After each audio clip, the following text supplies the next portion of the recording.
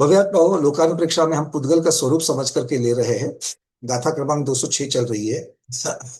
इसके ऊपर जिनके प्रश्न हैं, रेखा दीदी आपका कोई प्रश्न है क्या? हाँ, मतलब पुद्गल से संबंधित है तो ही पूछिए अभी।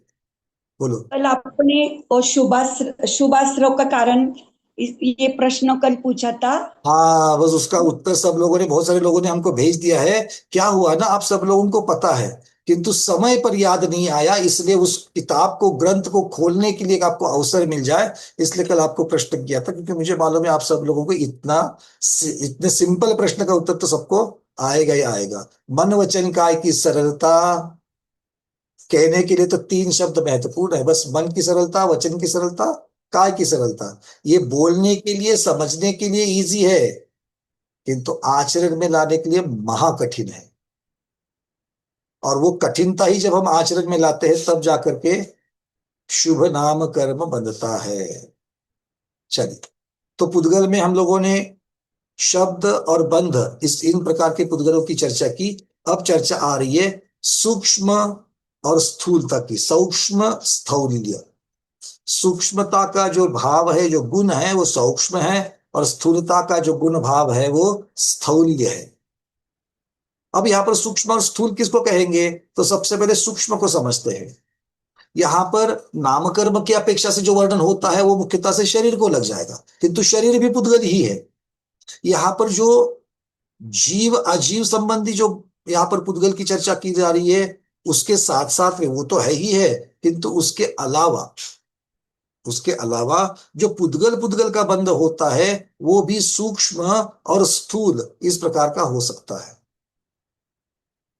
अब जब हम सूक्ष्मता की चर्चा करते हैं तो आचार्य भगवान कहते हैं कि जिसको आधार की जरूरत ना हो वो सूक्ष्म है। जिसको आधार की जरूरत नहीं होती है वो सूक्ष्म है। आधार बोल रहा हूं, आधार कार्ड नहीं। आधार कार्ड की जरूरत किसको है? आपको और हमको। यहां पर किसकी चर्चा चल रही है? आधार की। ठीक है, सूक्ष्म। और सूक्ष्म की परिभाषा के साथ में स्थूलता की परिभाषा इतनी सुंदर दे दी उन्होंने। सूक्ष्म से सूक्ष्मता निकाल करके ली जाए तो स्थूलता आती है। आगे में आचार्य भगवान क्या कह रहे हैं कि सूक्ष्मता जो गुण है वो सूक्ष्म, अर्थात पुद्गल से सूक्ष्मता गुण निकल जावे तो उसमें स्थूलता आ जाती है, अर्थात उसमें आधार लेना पड़ता है। तो जिसको आधार की जरूरत है वो स्थूल, और जिसको आधार की जरूरत नहीं है वो सूक्ष्म। ये एक परिभाषा हो गई। और दूसरी परिभाषा, जो स्वयं दूसरे को अड़ाते नहीं और स्वयं भी अड़ते नहीं है वो सूक्ष्म, और जो दूसरों को अड़ाते हैं और स्वयं भी अड़ते हैं वो स्थूल। ये बेसिक वाली है, बालबोध वाली है, व्यवहार वाली है, इस प्रकार से समझना। और परमार्थ वाली कौन सी है परिभाषा? तो जिसको आधार की जरूरत है और जिसको आधार की जरूरत नहीं है। अब चर्चा चल सकती है। और एक बात आचार्य भगवान ने लिखी कि जो स्थूलता है वो मुख्यतः से चाक्षुष है, या फिर वो इंद्रियों के द्वारा ग्रहण होती है। क्या कह रहे हैं स्थूलता के बारे में? कि स्थूलता जो है वो इंद्रियों के द्वारा ग्रहण की जा सकती है। तो जिसको पांच इंद्रिय है, किसको एक है, किसको दो तीन चार है, इंद्रियों से ग्रहण होती है। किंतु सूक्ष्मता जो है वो इंद्रियों से परे है, वो इंद्रियों से अग्रहित है। अब इस आधार पर आचार्य भगवान सूक्ष्म और स्थूल पुद्गल इन दोनों के भी भेद करते हैं। अब ये भेद कैसे है? तो एक अंतिम अवस्था की अपेक्षा से है और एक तुलनात्मक की अपेक्षा से है। जैसे मेरे पास दो फल है, मेरे पास दो फल है। एक है अंगूर, एक है अंगूर, और दूसरा है तरबूज। दोनों में पुद्गल है कि नहीं? मेरे हाथ में दो फल है, कोई पेड़ पर नहीं, कोई लता पर नहीं है। एक अंगूर है और एक तरबूज है। अब तरबूज कहीं का भी हो और अंगूर कहीं का भी हो, तो दोनों में स्थूल कौन होगा? तरबूज स्थूल होगा अंगूर की अपेक्षा। तब तरबूज की स्थूलता, हम क्या कह रहे हैं? तरबूज स्थूल है। अब तरबूज स्थूल है तो बेर क्या हो गया? बेर क्या हो गया? सूक्ष्म हो गया। अब वो वाली आधार की जरूरत है कि नहीं है, वो वाली परिभाषा यहां पर नहीं लग रही है। यहां पर तुलना की जा रही है। यहां पर तरबूज को क्या कह दिया? स्थूल कह दिया। क्यों कह दिया? बेर की अपेक्षा, क्योंकि बेर से तुलना की गई है इसलिए।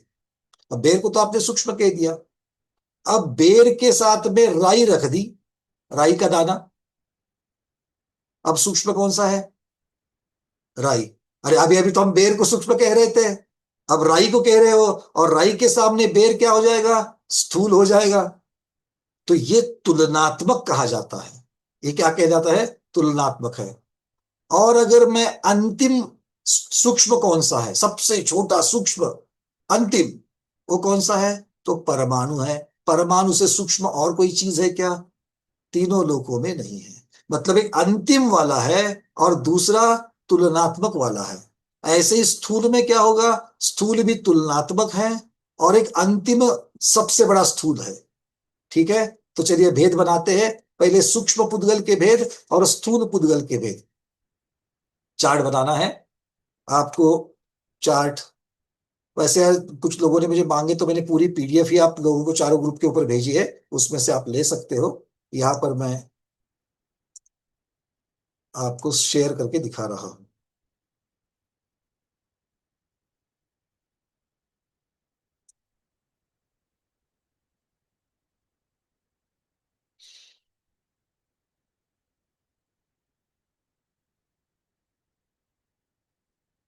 चार्ट दिख रहा है सबको? सबसे पहले सूक्ष्म पुद्गल के चार्ट, फिर स्थूल पुद्गल की चार्ट की तरफ आएंगे और नीचे संस्थान का है। तो हमारे साथ पढ़ेंगे तो साथ में रहोगे। ठीक है, आगे नहीं बढ़ना है। पहले सूक्ष्म पुद्गल, उसमें सूक्ष्म पुद्गल के दो भेद कर दिए। एक अंत्य सूक्ष्म और एक आपेक्षिक सूक्ष्म। अंत्य सूक्ष्म और आपेक्षिक सूक्ष्म। अब अंत का अर्थ क्या होता है? अंतिम। और आपेक्षिक का अर्थ क्या होता है? तुलनात्मक। तो वो भी वहां पर लिख लेना, अंतिम और तुलनात्मक।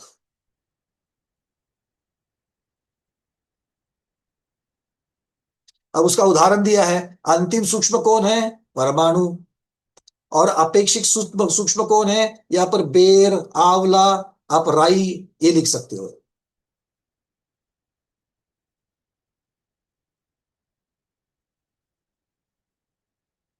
ठीक है, अब चलते हैं स्थूल पुद्गल की तरफ। भेद वही रहेंगे। एक अंतिम स्थूल जिसे अंत्य स्थूल कहा जाता है और एक आपेक्षिक स्थूल कहा जाता है। तो आपेक्षिक वाला तुलनात्मक है, अंत्य वाला अंतिम है।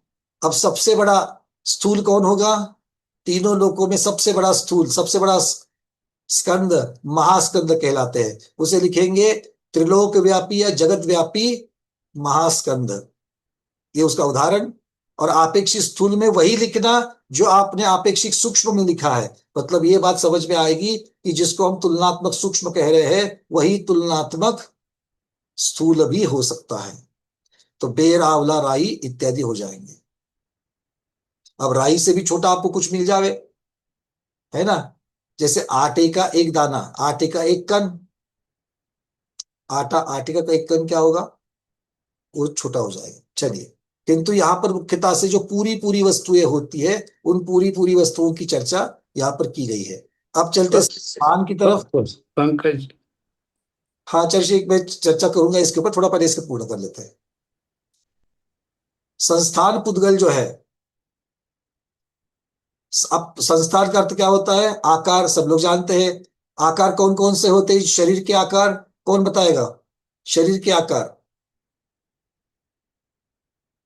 संस्थान नाम कर्म के उदय से होने वाले आकार। मनीषा दीदी, आपका हैंड रेज है, बोलिए। अ, हुंडक, मुंडक। संस्थान, वामन संस्थान, न्योग्रोथ, न्योग्रोथ मंडल संस्थान, हुंडा सर्पिणी, नहीं सॉरी,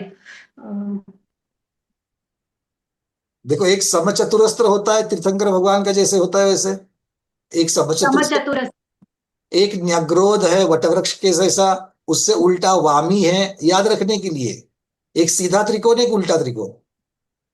ठीक है, मतलब कितने हो गए देखो, समचतुरस्र हो गया, उसके बाद न्यग्रोध हो गया, वामी हो गया, उसके बाद बटुक, वाम वामन कह लीजिए उसको। वामन मतलब बटुक, छोटा, बौना जिसको कहते हैं। एक हुंडक हो गया, 5 हो गए। अब एक छठा रह गया, उपजक। उपजक रह गया। बहुत बढ़िया, जिसको कुबड़े जैसा रहता है। तो ये 6 शरीर की अपेक्षा से संस्थान कहे गए हैं, शरीर के आकार कहे गए हैं। तो यहां पर इनको 2 भागों में विभाजित किया है। एक है इत्थम संस्थान और दूसरा है अनित्थम संस्थान। अनित्थम मतलब अनियत और इत्थम मतलब नियत। एक अनियत और एक नियत, मतलब इत्थम संस्थान। अब इत्थम संस्थान में कौन कौन से पुद्गल के आकार हो गए देखो। जो नियत है, अब जितनी भी हमारी ज्यामिति की भूमिति की आकृतियां होती है, कैसे होती है?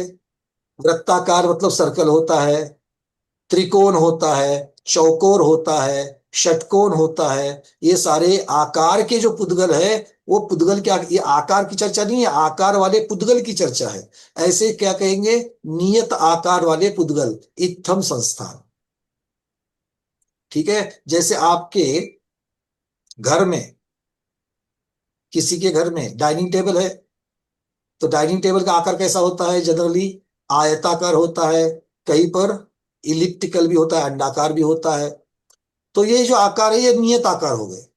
और अनियत आकार कैसे होंगे? जिसका कोई नियत आकार नहीं है, वो अनियत आकार। जैसे मेघ, मेघों में विविध प्रकार के आकार बन जाते हैं। किसी ने देखा है क्या त्रिकोण वाला मेघ, चौकोर वाला मेघ?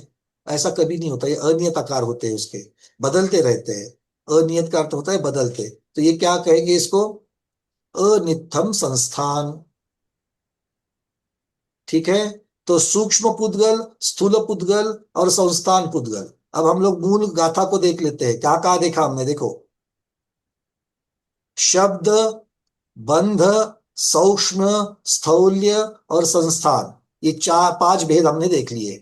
अब छठा भेद देखेंगे, भेद। भेद नाम का पुद्गल। ठीक है, तो भेद पुद्गल की चर्चा यहां पर करेंगे। अब भेद पुद्गल की चर्चा क्या है? तो भेद मतलब टुकड़े करना। अब किस प्रकार से टुकड़े करते हो, उस प्रकार से वो आकार बन जाते हैं। अब भेद के पुद्गल के यहां पर 6 भेद किए गए हैं। भेद पुद्गल के 6 भेद किए गए हैं। सब, अब ये चार्ट आपको बनाना है भेद पुद्गल का। 6 भेद बनाने हैं। उत्कर, चूर्ण, खंड, चूर्णिका,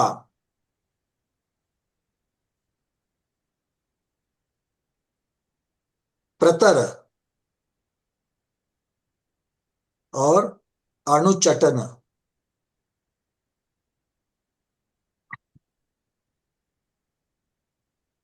अब उत्कर का अर्थ क्या होता है देखो। उत्कर किसे कह दिया? जैसे लकड़ी होती है, तो लकड़ी, उसको आप करोत से काटते हो तो नीचे क्या निकलता है? लकड़ी का चीरा बोलते हैं, है ना। लकड़ी का चीरा, मराठी में भुगा बोलते हैं। तो वो जो है लकड़ी का चीरा है, और लकड़ी का चीरा उत्कर प्रकार के उद्गल में आएगा। लकड़ी नहीं, लकड़ी का चीरा। वो भेद को उसकी उत्पत्ति कैसे हो गई? तो दूसरे पुद्गल को चीर करके, दूसरे पुद्गल को भेद करके उसकी निर्मित हुई है। तो ये भेद प्रकार का पुद्गल है। दूसरा है चूर्ण। चूर्ण में क्या है? गेहूं का आटा, जो गेहूं पिसकर बन जाता है आटा। अब सिर्फ गेहूं का नहीं, अलग अलग आटे भी लगा सकते हो आप, तो बिल्कुल आटे जैसा। वो भी क्या है देखो, वो भी भेद करके ही, अनाज को भेद करके उसका चूर्ण बना दिया। तो ये भेद पुद्गल हो गया। तीसरा है खंड। जैसा घट है, ईट है, ईट के टुकड़े हो गए, घट के टुकड़े हो गए। तो घट के टुकड़े हो जाएंगे तो क्या कहते हैं उसको? खप्पर कहते हैं ना। क्या कहते हैं आप लोग? कपाल भी कहते हैं, खप्पर भी कहते हैं। वो जो खप्पर है, खापर है, उसको क्या कहेंगे? खंड। तो ये ऐसे घट के टुकड़े होते हैं, ये उसका उदाहरण है। देखो, टुकड़ों में फर्क है, चीरे में फर्क है, और गेहूं के आटे में फर्क है। तीनों भी टूटने से, भेद से ही बनेगी, तो तीनों का स्वरूप अलग है कि नहीं है? तो ये अलग अलग प्रकार हो गए। अब चौथा है चूर्णिका। अब चूर्ण और चूर्णिका में फर्क है। चूर्ण और चूर्णिका में फर्क है। चूर्णिका क्या है? जैसे मूंग की दाल होती है। चूर्णिका क्या है? मूंग की दाल होती है, इसको चूर्णिका कह दिया। उड़द की लगा दो, मूंग मूंग की लगा लो, ये क्या है? ये दालें चूर्णिका हो जाएगी, क्योंकि वो भी भेद से तैयार हो जाती है। अगला है प्रतर। प्रतर मतलब परत। जैसे परत के ऊपर परत चलती है, परत के ऊपर परत चढ़ती है, वैसा उदाहरण है उसका बादल की परत। किसकी परत? बादल की परत।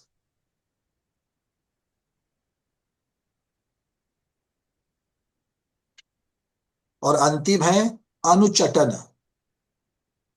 चटनी नहीं है, ई के मात्रा नहीं लगाना, अनुचटन है। अब ये किसे कहते हैं अनुचटन? तप्त चिंगारी को। जैसे आपने देखा होगा, कोई लोहार रहता है, वो लोहार क्या करता है? पहले लोहे को गर्म करता है, और फिर आयरन पर रख करके उसके माथे पर हथौड़े के वहां पर प्रहार करता है। तो जब तक वो गर्म रहता है, और गरम गरम पर जब हथौड़ा पड़ता है, उसमें से स्फुल्लिंग निकलते हैं। तो वो जो चिंगारियां है, वो जो स्फुल्लिंग है, वो अनुचटन कहलाते हैं। ठीक है? क्योंकि वो भी क्या है? वो भी पुद्गल है, और वो भेद तरीके से ही निकल रहा है। वहां पर चिंगारी क्यों है? क्योंकि वो मूल लोहे का ही एक कण है, अभी तक उसमें तप्तता है, इसलिए वो भी चिंगारी है। तो वो भेद से ही बनता है। भाई ठीक है, थोड़ा सा एक्नॉलेजमेंट रिसिप्ट भेजते जाओ बीच बीच में, है ना? चेहरे पर इतना ही दिखाना है कि भैया मुझे समझ में आ रहा है, नहीं तो ऐसे दिखाओ कि समझ में नहीं आ रहा, तो और एक बार रिपीट कर देंगे। क्लियर है? हाँ, बहुत बढ़िया। तो ये हो गया भेद। अब भेद को छोड़ करके इसके आगे कौन सा था, देखिए। अब यहां पर भेद के बाद तम, छाया, तप और उद्योत। तम, छाया, आतप और उद्योत, इस प्रकार के नाम थे। तो इन्हीं नामों को इतर पुद्गल के अंतर्गत वर्गीकृत किया गया है। शेष पुद्गल। ठीक है? चलिए, अब ये शेष पुद्गल कौन कौन से देखते हैं हम लोग। तम, छाया, आतप, ये चार डब्बे बनाना है आपको शेष पुद्गल का। इसमें 6 आ जाएंगे। तम, छाया, आतप, उद्योत, नोदन और अभिघात। इसके नाम अगर आप मूल में देखेंगे, तो मूल में आपको दिख रहे हैं ये मूल गाथा जो आपको दिखा रही है। तम, छाया, तपोद्योत, वंतश्च। ये वंतश्च, च शब्द से आगे वाले सारे बताए गए हैं।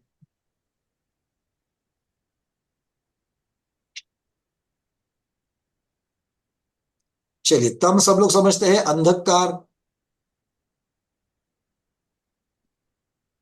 अब छाया और अंधकार में क्या फर्क है? अंधकार का अर्थ होता है प्रकाश का अभाव। प्रकाश का अभाव, तब जाकर के अंधकार होता है। और छाया किससे मिलती है? जब प्रकाश के बीच में कोई वस्तु आ जाती है, या किसी वस्तु के ऊपर प्रकाश पड़ता है, तो उस वस्तु की छाया बन जाती है। तो वस्तु की छाया कैसी होती है? उस पदार्थ के आकार वाली होती है। पहले समझ लो, लिख लेना बाद में, आपको पीडीएफ रेडीमेड मिल गई है, पहले पहले समझ लो। यहां पर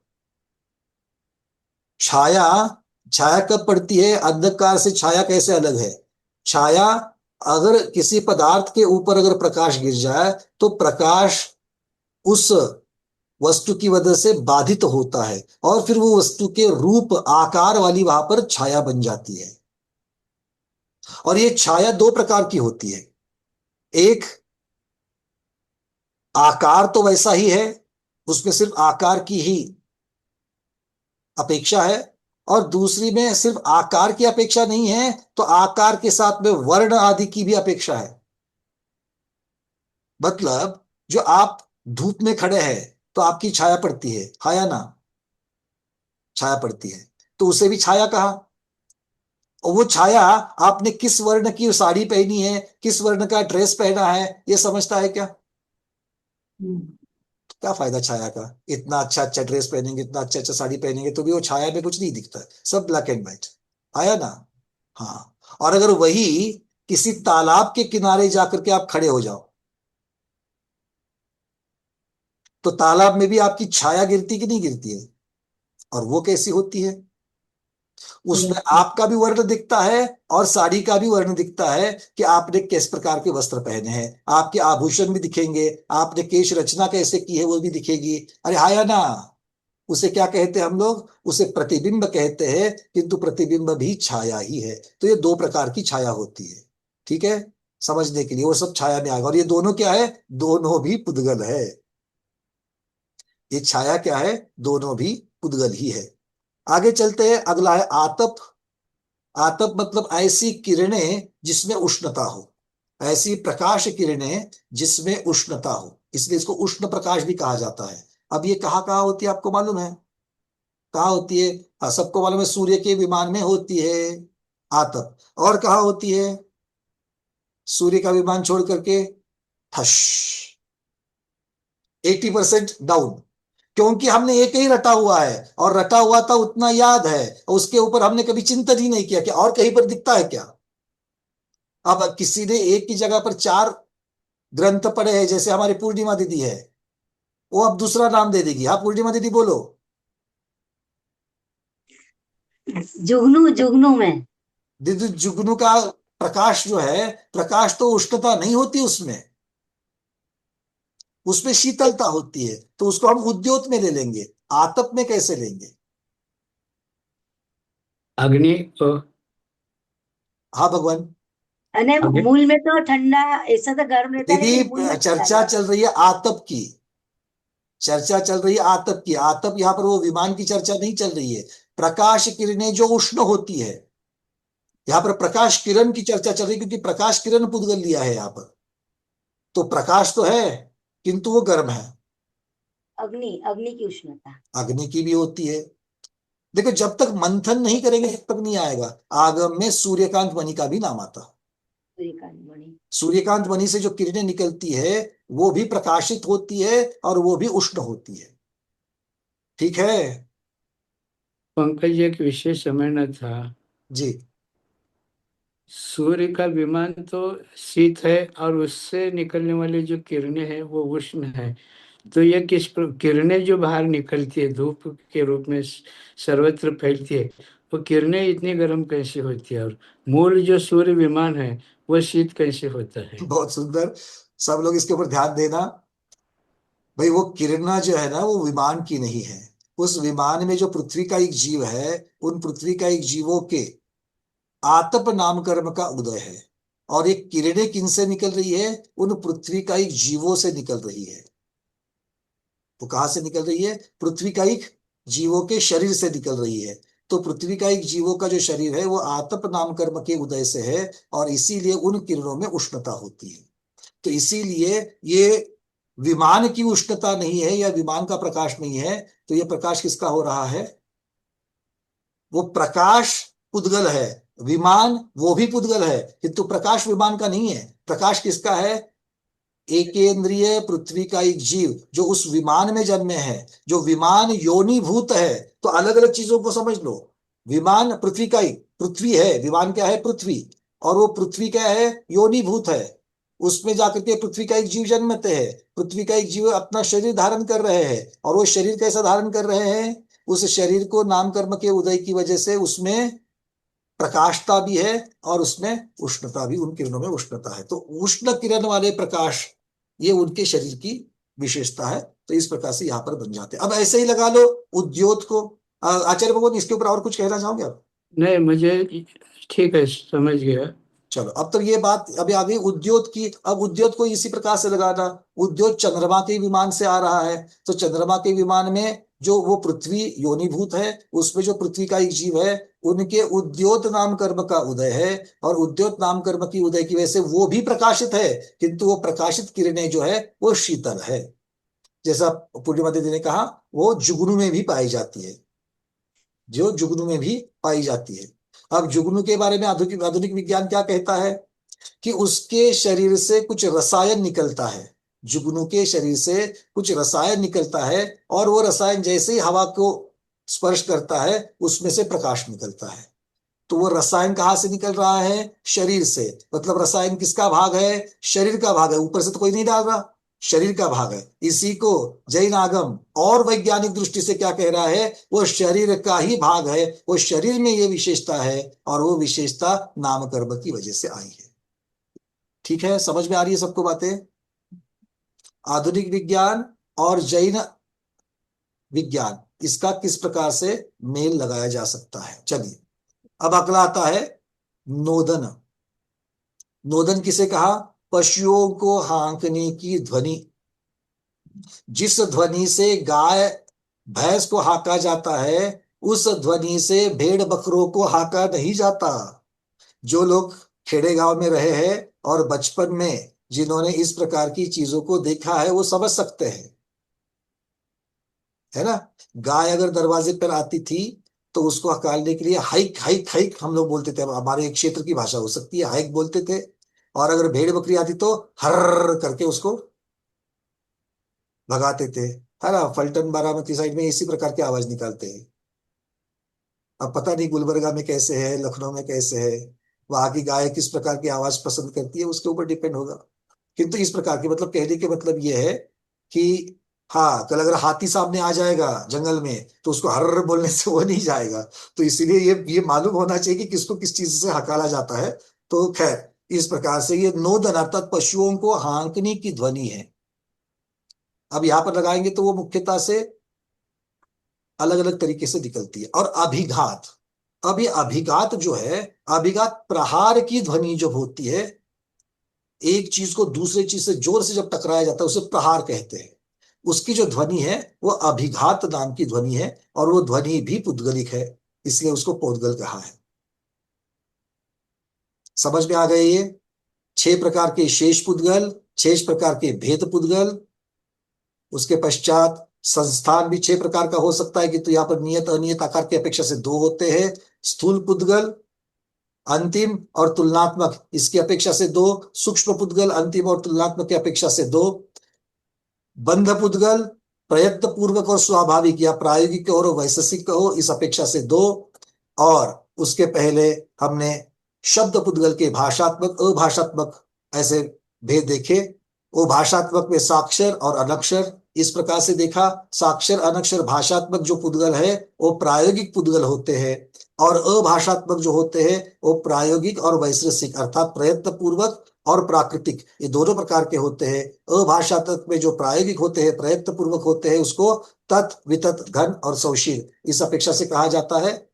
जैसे तंतु वाद्य होते हैं, चमड़े के वाद्य होते हैं, जैसे वेणु वाद्य होते हैं और जो घंटा वाद्य होते हैं, 4 की अपेक्षा से यहाँ पर कह दिया था। और वैशेषिक में मुख्यतः से प्राकृतिक अपेक्षा से जैसे मेघ आदि की गर्जना है, पानी के झरने की आवाज है, ये सारे पुद्गल इनमें आए थे।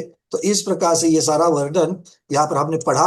अब हमको जाकर के देखना है कि यहाँ पर शुभचंद्र महाराज किस प्रकार से इसकी चर्चा कर रहे हैं। उनका तो ये अब ज्यादा कहाँ से जाना है? हमने ये सर्वार्थ सिद्धि ग्रंथ राशि दाना पूछपा स्वामी ने क्या कहा। हाँ, अच्छा शेफ कुछ कह रहे। ये जो शब्द बंद सूक्ष्म स्थूल संस्थान भेदम छाय आता पुद्यत आदि जो बताया, इसको अपन पुद्गल के जो स्पर्श रस गंध वर्ण ये जो गुण है उनकी यह पर्याय है। तो ज्यादा करके मैंने बहुतायत यह स्पर्श गुण की ये पर्याय की बाहुल्यता है और दूसरा जो कि वर्ण गुण की बाहुल्यता है। बिल्कुल, मतलब अब सब में सारे के सारे गुण होंगे, क्योंकि पुद्गल है तो सब गुण तो होंगे, स्पर्श होंगे, रस होंगे, ये गंध भी होगा, इस प्रकार के जो क्योंकि मुख्यता से ध्रुवता की अपेक्षा द्रव्यता की अपेक्षा से ये पुद्गल है और फिर पुद्गल के गुणों की पर्याय की अपेक्षा से हमें उसके भेद दिखाई देंगे। तो ये बात जी। इसको समझ में और आई। सूक्ष्मता और स्थूलता का जो ये विभाग किया है, जी, ये पुद्गल के परमाणु माने प्रदेशत्व गुण की अपेक्षा किया है। क्या है वह ये जितने मात्रा में आकाश प्रदेशों के अवगानों को घेरा हुआ है उस अपेक्षा किया है या उसकी वेट की अपेक्षा माने वजन की अपेक्षा किया है। यहाँ पर घनत्व की अपेक्षा से स्थूलता और सूक्ष्मता की चर्चा होती है। अगर उस घनता की अपेक्षा से देखा जाए तो अगर परमाणु भी उतना घन हो सकता है और उसका स्पंदन भी घन हो सकता है। एक आकार की अपेक्षा अगर जो आपने बात कही वो तो संस्थान में आ गई। संस्थान में मुख्यतः से आकार का वहां पर उन्होंने विचार कर दिया है, किंतु यहाँ पर तुलनात्मक जब बात हम करते हैं तो सूक्ष्म और स्थूल की चर्चा है। किंतु जिसको आधार की जरूरत है और आधार की जरूरत नहीं है, ये उन्होंने स्पष्टीकरण आचार्य भगवंतों ने सूक्ष्म और स्थूल के लिए यहाँ पर दे दिया है। तो किसी की कई कई जगह पर हम घनता की भी चर्चा कर सकते हैं, जैसे कि कितने जगह में कितने प्रदेश बैठ सकते हैं। जैसे एक स्क्वायर फुट में 1 स्क्वायर फीट लेंगे या 1 स्क्वायर इंच लेंगे, 1 स्क्वायर इंच में कपास भी पुद्गल है, उसके कितने परमाणु बैठेंगे, और 1 स्क्वायर इंच में लोहे के कितने परमाणु बैठेंगे, इसकी अपेक्षा से भी घनता आएगी। किंतु उस अपेक्षा से यहाँ पर उन्होंने नहीं कहा है। यहाँ पर बेर और बेर का संबंध उन्होंने लगा दिया, क्योंकि शुभचंद्र महाराज भी आज वही कहने वाले, बेर और बेलफल, इसकी चर्चा उन्होंने करी है। तो बेलफल को अगर देखेंगे तो अंदर उसकी घनता अगर हम देखेंगे और बेर की घनता देखेंगे तो आपको घनता की अपेक्षा से अलग अलग दिखाई देंगी, क्योंकि बहुत सारे फल होते हैं वो अंदर बिल्कुल स्पॉन्जी होते हैं, तो वहां पर घनता अलग दिखाई देगी। किंतु यहाँ पर आकार की अपेक्षा से ही मुख्यता से उन्होंने स्थूलता और सूक्ष्मता की चर्चा करी है। क्योंकि आगे चल करके उन्होंने चाक्षुष, अगर ये अलग अलग ग्रंथों में जाकर के देखेंगे तो स्थूलता को उन्होंने चाक्षुष या इंद्रियों से ग्रहण किया जाने वाला ऐसी भी परिभाषा करी है, और सूक्ष्मता इंद्रियों से परे है, इस प्रकार से भी उन्होंने परिभाषा की है।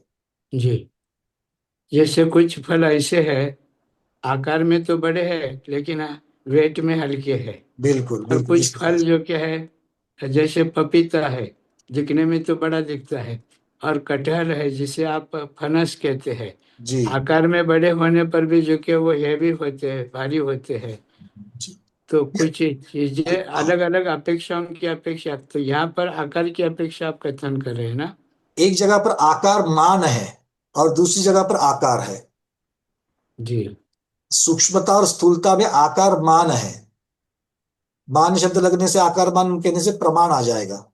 हम्म, और दूसरी जगह पर आकार संस्थान में किस प्रकार का आकार है इसकी चर्चा है, हम्म, इसकी अपेक्षा से उस पर भिन्नता हो जाएगी। नहीं तो फिर एक ही चीज का अलग अलग वर्णन किया ऐसा दोष आ जाएगा। हम्म।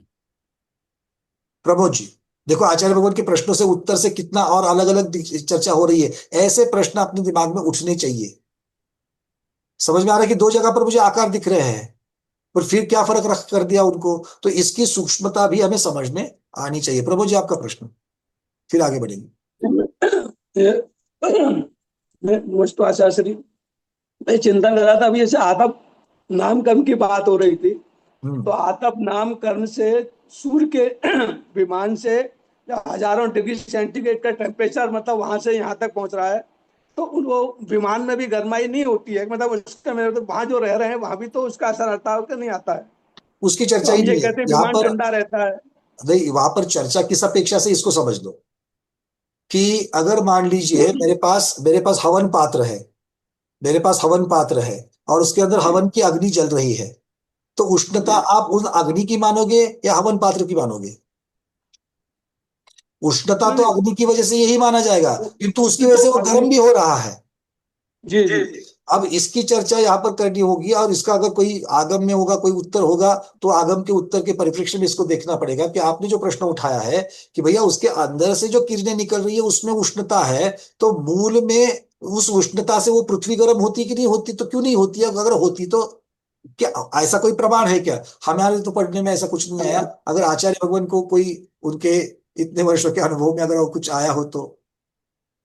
ने- पंकज जी, अभी आपने जो कहा ना, जी सूर्य विमान तो उष्ण होता नहीं, क्योंकि सूर्य विमान जो क्या है, जहाँ पर इंद्र लोग और देवलोग रहते हैं जिन विमानों में, लेकिन उनकी जो किरणें हैं उष्ण आतप नामकर्म के उदय से, तो वह पृथ्वी का एक जो है ना, वह आतप नामकर्म का उदय तो पृथ्वी का एक में ही होगा।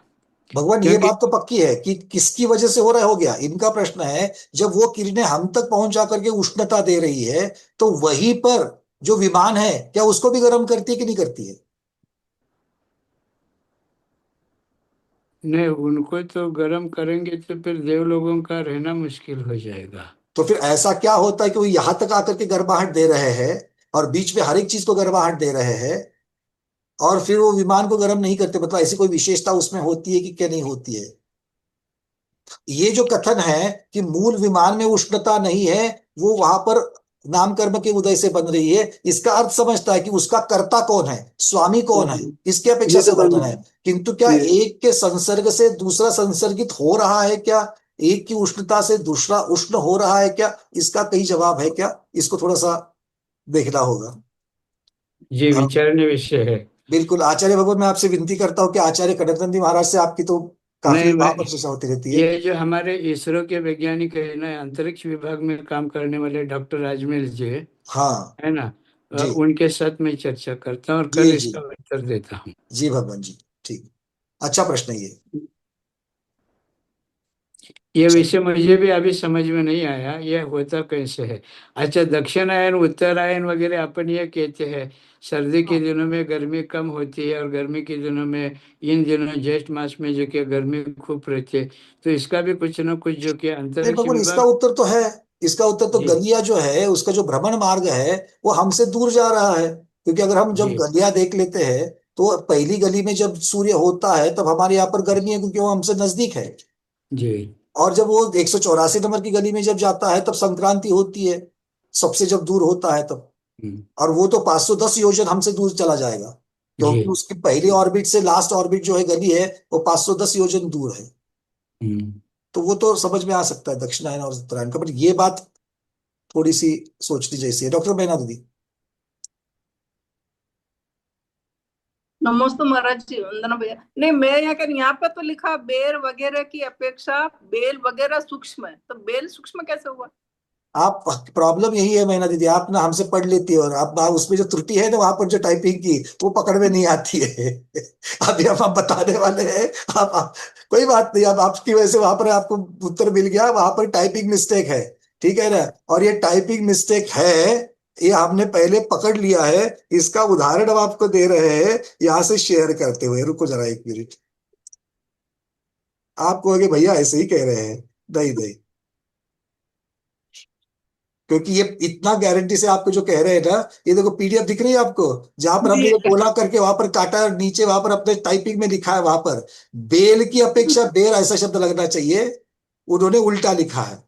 अच्छा, हाँ। और ये टाइपिंग मिस्टेक कहां पर है, यहां पर भी बेर वगैरह की अपेक्षा बेल, और अगर नीचे भी अगर आप देखेंगे वहां पर भी बेर वगैरह की अपेक्षा बेल, ये टाइपिंग उन्होंने कॉपी पेस्ट हो गया उनका,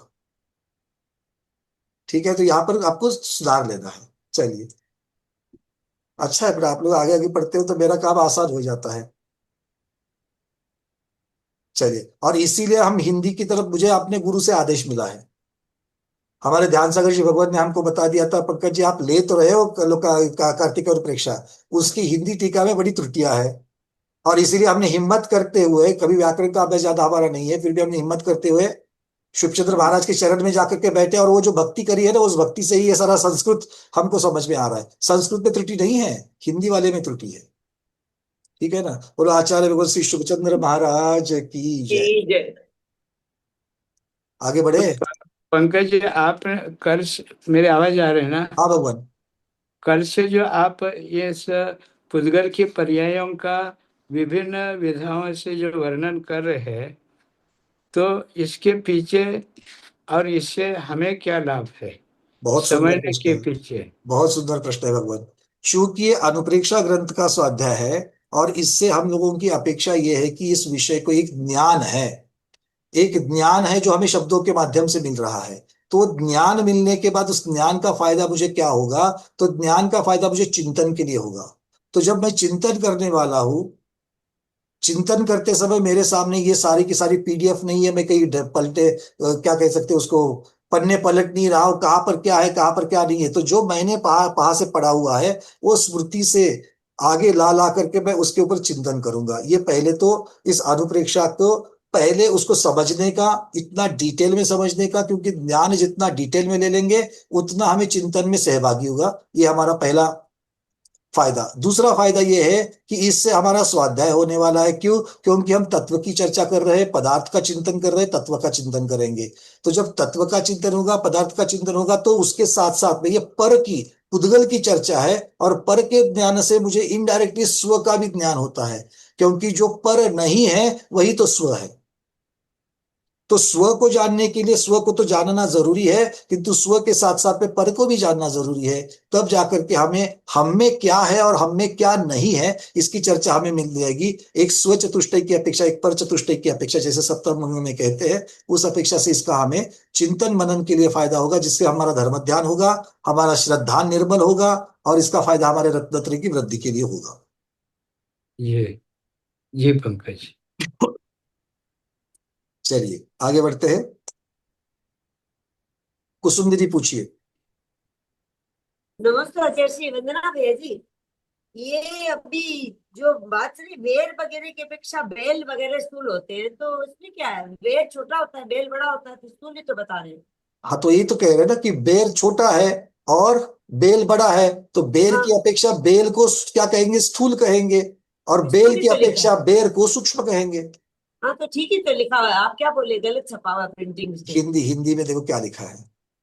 हाँ? बेर वगैरह की अपेक्षा बेल वगैरह सूक्ष्म होते हैं। अब बेर सूक्ष्म है क्या बेल सूक्ष्म है? नहीं, हमारी किताब में तो स्थूल ही लिखा हुआ है। तो आपका तो स्थूल लिखा है, किसके साथ में कंपैरिजन की है?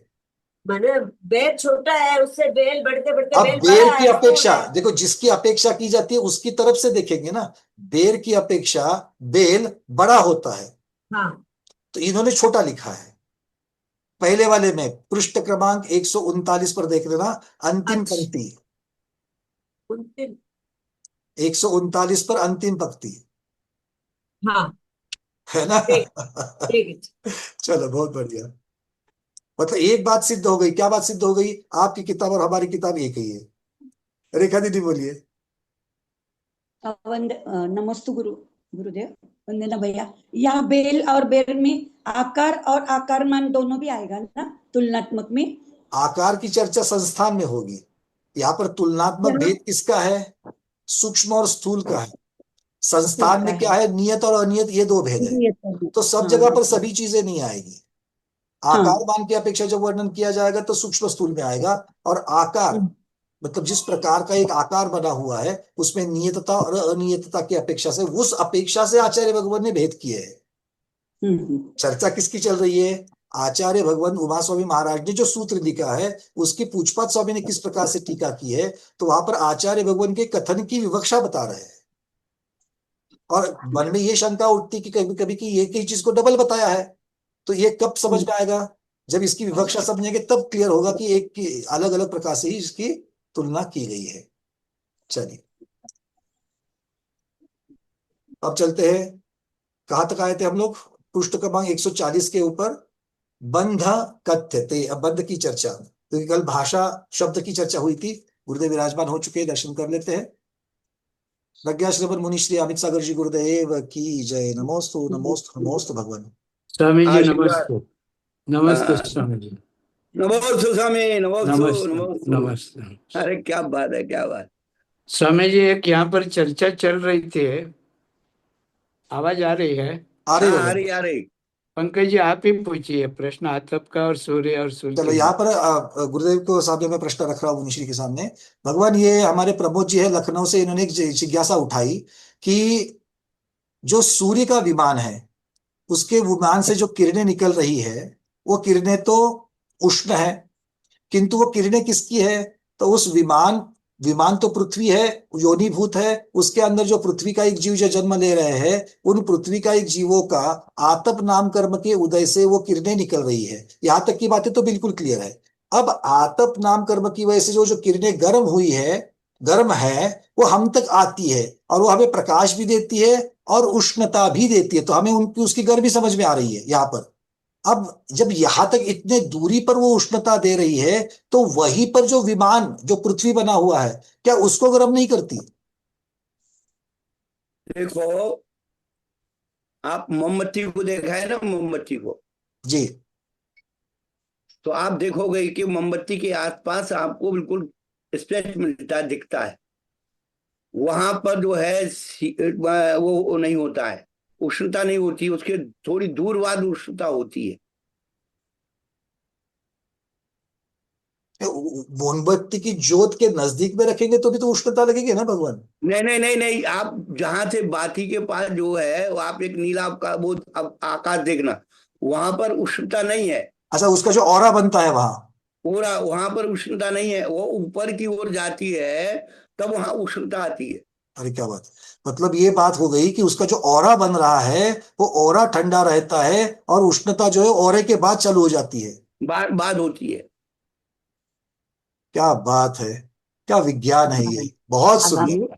मूल में ठंडा है, नहीं तो वो तो बीमारी जल जाए पूरा। भगवान, वो मूल का ठंडे वाली बात तो समझ में आती है, क्योंकि ये चर्चा चल रही है पृथ्वी का एक जीवों की अपेक्षा, ना कि विमान की अपेक्षा, इसलिए वो हाँ ठंडा है, उसकी तो चर्चा समझ में आ गई। बट ये गर्म होती है और ऑरा जो है, और ये बात बिल्कुल आपने कही, क्योंकि वो जो नीलापन थोड़ा सा जो बहुत अच्छी तरीके से निरीक्षण करने के बाद समझता है कि उसका ऑरा भी होता है। ज्योत जो है वो पीली लाल होती है और उसके बाजू में एक छोटा सा ऑरा होता है, तो वो ऑरा ठंडा होता है, ऐसा आप कह रहे हो। हाँ। आचार्य विद्यानंद महाराज इसके ऊपर कुछ कहना चाहेंगे? इस पर और चर्चा करना पड़ेगा, या मोमबत्ती और उससे, ये विषय बहुत बड़ा जटिल है जी। पंकज जी। सूर्य सूर्य विमान और नहीं, बट सूर्य अगर ये भवन। बात मानी जाए, क्योंकि जितना बड़ा है तो भी ऑरा भी तो उतना बड़ा होगा, मतलब मूल यहाँ पर कंसेप्ट और लॉजिक जो प्रयोग दिया करो जा रहा है वो लॉजिक है पंकज ऑरे जी, का। जब अपन किसी पानी को जब गर्म करते हैं तो आप ये देखना कि ऊपर का बर्तन गर्म हो जाता है, ऊपर का पानी गर्म होगा, नीचे ठंडा ही रहेगा। नहीं, ये कैसे होगा भगवान, ये तो ऐसा तो है नहीं। अरे तुमने कभी कुछ बनाया है क्या? नहीं होता सर, कभी कभी कभी किचन में पानी गर्म करने के लिए तो जाता हूँ, जरूर जाता हूँ। तो नहीं तो वो देखना, नहीं, आप उस पर बर्नर पर जो है पात्र रखेंगे, जैसे पानी रखेंगे, जी। तो आप देखना कि आपका नीचे की तरफ बर्तन ठंडा रहेगा और ये ऊपर जो है किनारे कितनी उसके देर, गर्म होना शुरू हो कितनी देर जाएंगे। के बाद, कितनी देर के बाद चेक करना है? है, अब कितनी दस देर के मिनट के बाद? बाद करो, 5 मिनट के बाद करो, जब ऊपर में पानी के अंदर से बलबूजे उठना शुरू होते हैं, अच्छा। फिर हीटर में आप भी जो है ऐसे ही होता है, पानी गर्म करते हैं। उंगली लगा करके देखना ऊपर जो है थोड़ा सा टेम्परेचर आए, फिर आप उसके नीचे की तरफ डालना, नीचे बिल्कुल ठंडा रहेगा, जैसे आपने रखा था वैसे ही रहेगा, ऊपर का पानी हीटर गर्म हो लगा। जाएगा। जितनी माता बहनें हैं वो सब जानती है। ये देखना पड़ेगा कि अरे ऐसा देखना होता है। पड़ेगा क्या आज। नहीं नहीं, हमने अभी तक अनुभव नहीं किया है। हमने उल्टा, हमने जो अनुभव किया है वो तो चलो ठीक है, वहां पर युक्ति रखती है, जैसे नदी का पानी है और उसके ऊपर किरणें रखती है, तो ऊपर ऊपर का, या जैसे स्विमिंग पूल में जाते हो तो स्विमिंग पूल में ऊपर का पानी थोड़ा सा गर्म रहता है, नीचे ठंडा होता है, वो बात समझती है। ऊपर से किरणें आ रही है तो ऊपर की परत थोड़ी सी गर्म होती है, नीचे ठंडी होती है, पर ये उल्टे हो रहा है, मतलब हम लोग उष्णता तो नीचे से दे रहे हैं, और आप हाँ, कह रहे हो कि गर्म पहले ऊपर से पानी हो रहा है। ऊपर का गर्म होगा और नीचे ठंडा होगा। हाँ, ये थोड़ा सा, ये हम अनुभव करके ही इसके ऊपर कुछ कहना पतले चाहिए। के ऊपर रखा हुआ प्लेट का पानी गर्म हो जाता है, नीचे का ठंडा ही रहता है। पर यहाँ पर हमारी माता बहन आधी हाँ बोल रही है, आधी ना बोल रही है। अरे कौन बोले हैं आज? हाँ, ये भगवान, ये बात देखो, जब जैसे चाय उबलती है तो पूरे, हम इसीलिए मैंने प्रश्न आपको स्पेसिफिक पूछा कितनी देर के बाद देखो, मतलब शुरुआत के 1-2 मिनट में ऐसा होता है या 10-15 मिनट के बाद ऐसा होता नहीं है? नहीं नहीं, शुरुआत में फिर तो वो मिक्सअप जब उबाल लेने लगता है तो वो टर्नओवर कर लेता है, चलो एक बार चेक कर लेते हैं नीचे हर का एक। पानी ऊपर पानी नीचे होना शुरू हो जाता है। नहीं बिल्कुल, आपके बुखार में से निकला था, हम बिल्कुल क्रॉस चेक करेंगे इसको, क्रॉस चेक आपके चेक करने के लिए नहीं, हमारे अधिगमश चीज के लिए हम लोग अपनी युक्ति के लिए चेक करेंगे, कि हर 10-10 सेकंड में चेक करेंगे कि ऊपर कितना है नीचे कितना है, इस प्रकार से चेक कर सकते हैं। बट भगवान, क्या हम्म। मतलब इस प्रकार का, ये आपकी युक्ति से आपने ऑरा वाली बात बताई है या कहीं पढ़ने में आ गया आपको?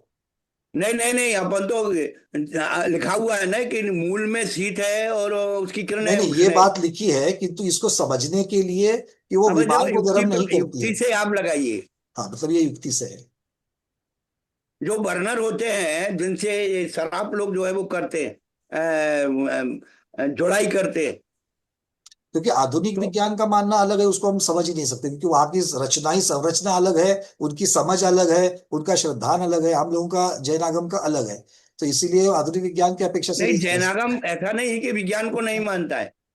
नहीं नहीं, वो बात नहीं है गुरुदेव, यहाँ पर जो हाँ। चीजें हैं आधुनिक विज्ञान में जो आगम के अनुसार दिखता है वो सारा शुद्ध ज्ञान ही है, वो कौन नहीं बोल रहा है हम्म। उसको। बात यह है कि जैसे वो उसको उष्ण वायु का गोला मानते हैं, हम उष्ण वायु का गोला नहीं मानते उसको, तो ये फर्क है ना उसमें। चलो इसको, और अब इसको संकलन करके चलते हैं। अभी आमिर जी गुरुदेव ने जो ऑरा वाली बात कही है, उस ऑरा के ऊपर और भी, जैसे आचार्य विद्यार्थी ने कह रहे हैं कि इसके ऊपर और थोड़ी सी चर्चा होनी चाहिए, बट ये बात थोड़ी सी संयुक्तिक हमको भी लगे कि ऑरा की अगर अपेक्षा करेंगे तो एक कुछ तो बीच में बफर बन रहा है, जो एक माध्यम बन रहा है, इस अपेक्षा से इसकी तरफ हम जरूर जरूर देख सकते हैं। अब इसके ऊपर मुझे चर्चा ज्यादा नहीं करनी है, आगे बढ़ते हैं। चलिए विषय को आगे बढ़ाते हैं। बंधः कथ्यते, क्योंकि जो युक्ति वाली चीजें आएगी तो आप लोग कुछ कहोगे, मैं कुछ कहूंगा, तो इससे अच्छा है कि एक युक्ति हमें गुरुदेव से मिल चुकी है, उसको लेकर के इसके ऊपर आप लोग मंथन करना है इसके ऊपर, ठीक है ना। सामान्य से देखो, अपन धूप में ऐसे हाथ करते हैं तो हल्की जलन होती है, लेकिन उसी को लेंस से परावर्तित कर देते हैं तो नीचे रखी हुई वस्तु जलना शुरू हो जाती वो तो कॉन्सेंट्रेट हो जाते हैं। आपने एक जगह पर किरणों को लाया है, एक जगह पर, किंतु अगर ऐसा देखा जाए तो अगर जो विमान देखेंगे, विमान का साइज देखेंगे और वहां से आने वाली किरणें देखेंगे, तो वो हमारे लिए एकत्रित होकर के नहीं आ रही, वो तो वैसे प्रसारित होकर के है। आ हाँ, रही है। फैल वो तो करके। वैसे जैसे प्रसारित होगा तो नीचे नीचे जैसे आएंगे, वैसे वैसे तो गर्मी कम होनी चाहिए। हाँ, क्योंकि तभी तो सूर्य के, जब उसका एक शब्द भी आया है, उसका प्रकाश का एरिया जितना बनता है, मतलब सूर्य की प्रकाश जितनी, प्रकाश किरणें कितनी है और वो कितने क्षेत्र को प्रकाशित कर सकता है, इसकी भी तो आगम में चर्चा है। चलिए, बंधः कथ्यते, बंधः कथ्यते। अब बंध की चर्चा चल रही है, शब्द की हो गई पूर्ण। मृत पिंडादि रूपेण योसो बहुधा बंधः स केवलः पुद्गल बंधः। मृत पिंडादि रूपेण, मिट्टी का जैसे पिंड होता है, मिट्टी का पिंड, वो क्या हो गया, अजीव का अजीव के साथ में, अजीव का अजीव के साथ में एक बंध हो गया, ये पुद्गल बंध हो गया। अब आगे क्या कह रहे हैं, देखो दूसरा कौन सा है, यस्तु कर्म नो कर्म रूप जीव पुद्गल संयोग बंधा असौ द्रव्य बंधा। अब ये पुद्गल का अर्थात कर्म नो कर्म रूप, जो जीव के साथ में आश्रव बंध के साथ में जो उसका एक क्षेत्रावगा संबंध बन रहा है, उस संबंध की चर्चा चल रही है। आचार्य भगवान इसको द्रव्य बंध कह रहे हैं। अब ये कुछ नई चीज हमको मिल रही जो हमने कल चर्चा नहीं की थी। अब आगे वो कह रहे हैं राग द्वेषादि रूपो भाव बंध। राग द्वेषादि, क्योंकि राग द्वेष किसकी किसके पर्याय है, ये जीव की है राग द्वेष, और वो कारण है किसका, द्रव्य बंध का, जीव और पुद्गल के बंध का कारण है। तो जिसका कार्य बंध रूप है उसका कारण भी बंध रूप है, ऐसा उपचार करते हुए उस विवक्षा से ये यहां पर कथन किया जा रहा है। समझ में आ रही बातें। एक जगह पर चर्चा किसकी है, द्रव्य बंध में जीव और पुद्गल के बंध की है। चर्चा किसकी चल रही है, मूल विषय क्या चल रहा है, पुद्गल, बंध रूप पुद्गल, बंधन के भेद वाला पुद्गल, उसकी चर्चा। तो पुद्गल का पुद्गल के साथ में जो बंध होता है वो भी बंध कहलाता है, और जो जीव अजीव का बंध होता है वो भी बंध कहलाता है। क्या कहलाता है, बंध पुद्गल कहलाता है। वो बंध तत्व की चर्चा यहां पर नहीं चल रही है, बंध पुद्गल की चर्चा चल रही है। इसको पहले अलग तरीके से देखना इसको। अब वो बंध पुद्गल में उन्होंने क्या कर दिया, जीव संबंध, जीवाजीव संबंधी और अजीव संबंधी ये तो कर दिया, किंतु जीवाजीव में भी उन्होंने दो भेद कर दिए, द्रव्य बंध और भाव बंध। द्रव्य बंध कार्य रूप है और भाव बंध कारण रूप है। तो जिसका कार्य पुद्गल रूप है उसका कारण भी पुद्गल रूप है। इस प्रकार की वहां पर उपचार से इसको लगा सकते हैं। आगे कह रहे हैं बिलवाद्य पेक्ष, हाँ चर्चे, माने कार्मिक जो वर्गना है, जो उम्मीदवार के रूप में है, वे आत्म प्रदेशों के साथ पुराने पहले से बंधे हुए जो ज्ञानावरणादि 8 जो कर्म है, उन कर्मों के साथ नए आगंतुक कर्म वर्गनों का बंध होता है। इसको अपन अजीव बंध कहेंगे, क्योंकि पुद्गल वर्गना के साथ बंध को प्राप्त हो रहा है। हालांकि यह कार्मिक वर्गना है, लेकिन इसमें जीव पुद्गल बंध माने सम्मिश्र रूप में दो विजातीय द्रव्यों के अंदर जो बंध हो रहा है, वो उसके लिए भी यही उदाहरण यूं घटित हो सकता है कि जीव के प्रदेश और कार्मिक वर्गना के प्रदेश विजातीय होते हुए परस्पर में बंध को प्राप्त हो रहे, तो इसको अपन जीव अजीव बंध कहेंगे, है ना जी। कर्म के साथ बंध होना ये अजीव बंध हुआ, और कर्मों का जीव प्रदेशों के साथ पुद्गल कार्मिक वर्गनाओं का बंध प्राप्त होना, क्योंकि कर्म वर्गना में भी प्रदेशत्व गुण है और जीव में भी प्रदेशत्व गुण है, तो उन परस्पर का बंध होना जीव अजीव बंध हुआ। लेकिन राग द्वेष जो है, क्योंकि राग द्वेष न कार्मिक वर्गनाओं में है न पुद्गल वर्गनाओं में है, तो राग द्वेष जो भाव है ये भाव जीव में ही उत्पन्न होता है, जिसे आप वैभाविक भाव कहते हैं। तो ये जीव के साथ भाव बंध प्राप्त हुआ, तो क्या दो अलग अलग है? क्या जीव अलग है, राग द्वेष भाव अलग है, तो उसको हम कैसे घटावे? इसीलिए हमने कह दिया, क्योंकि अकेले जीव में, क्योंकि चर्चा इन्होंने पहले पुद्गल किसको किया है उसको भी हमें देखना पड़ेगा। जब मित्र पुत्र कलत्र, इनको भी जब उन्होंने पुद्गल कह दिया, तो यहाँ पर पुद्गल कहने की साक्षात पुद्गल द्रव्य को ही पुद्गल कह रहे नहीं है, इसके अलावा जीव का जहां जहां संसारी जीव का पुद्गल के साथ में संबंध होता है, विभाव रूप से जब होता है, उसको भी उन्होंने पुद्गल के अंतर्गत लिया है। और इसीलिए जैसे आपने कहा विसरसोपचय रूप कार्बन वर्गना, ये अजीव अजीव बंध का उदाहरण, जो जीव और कर्म का जो कर्म रूप परिणत हो चुकी है, एक क्षेत्रावगाह हो चुकी है, वो जीव अजीव संबंधी द्रव्य बंध उन्होंने कह दिया। और इसके साथ साथ में उन्होंने और एक चीज कह दी, दिखने के लिए तो जीव के ही परिणाम है, विभाव है, किंतु वो विभाव किसका कारण है?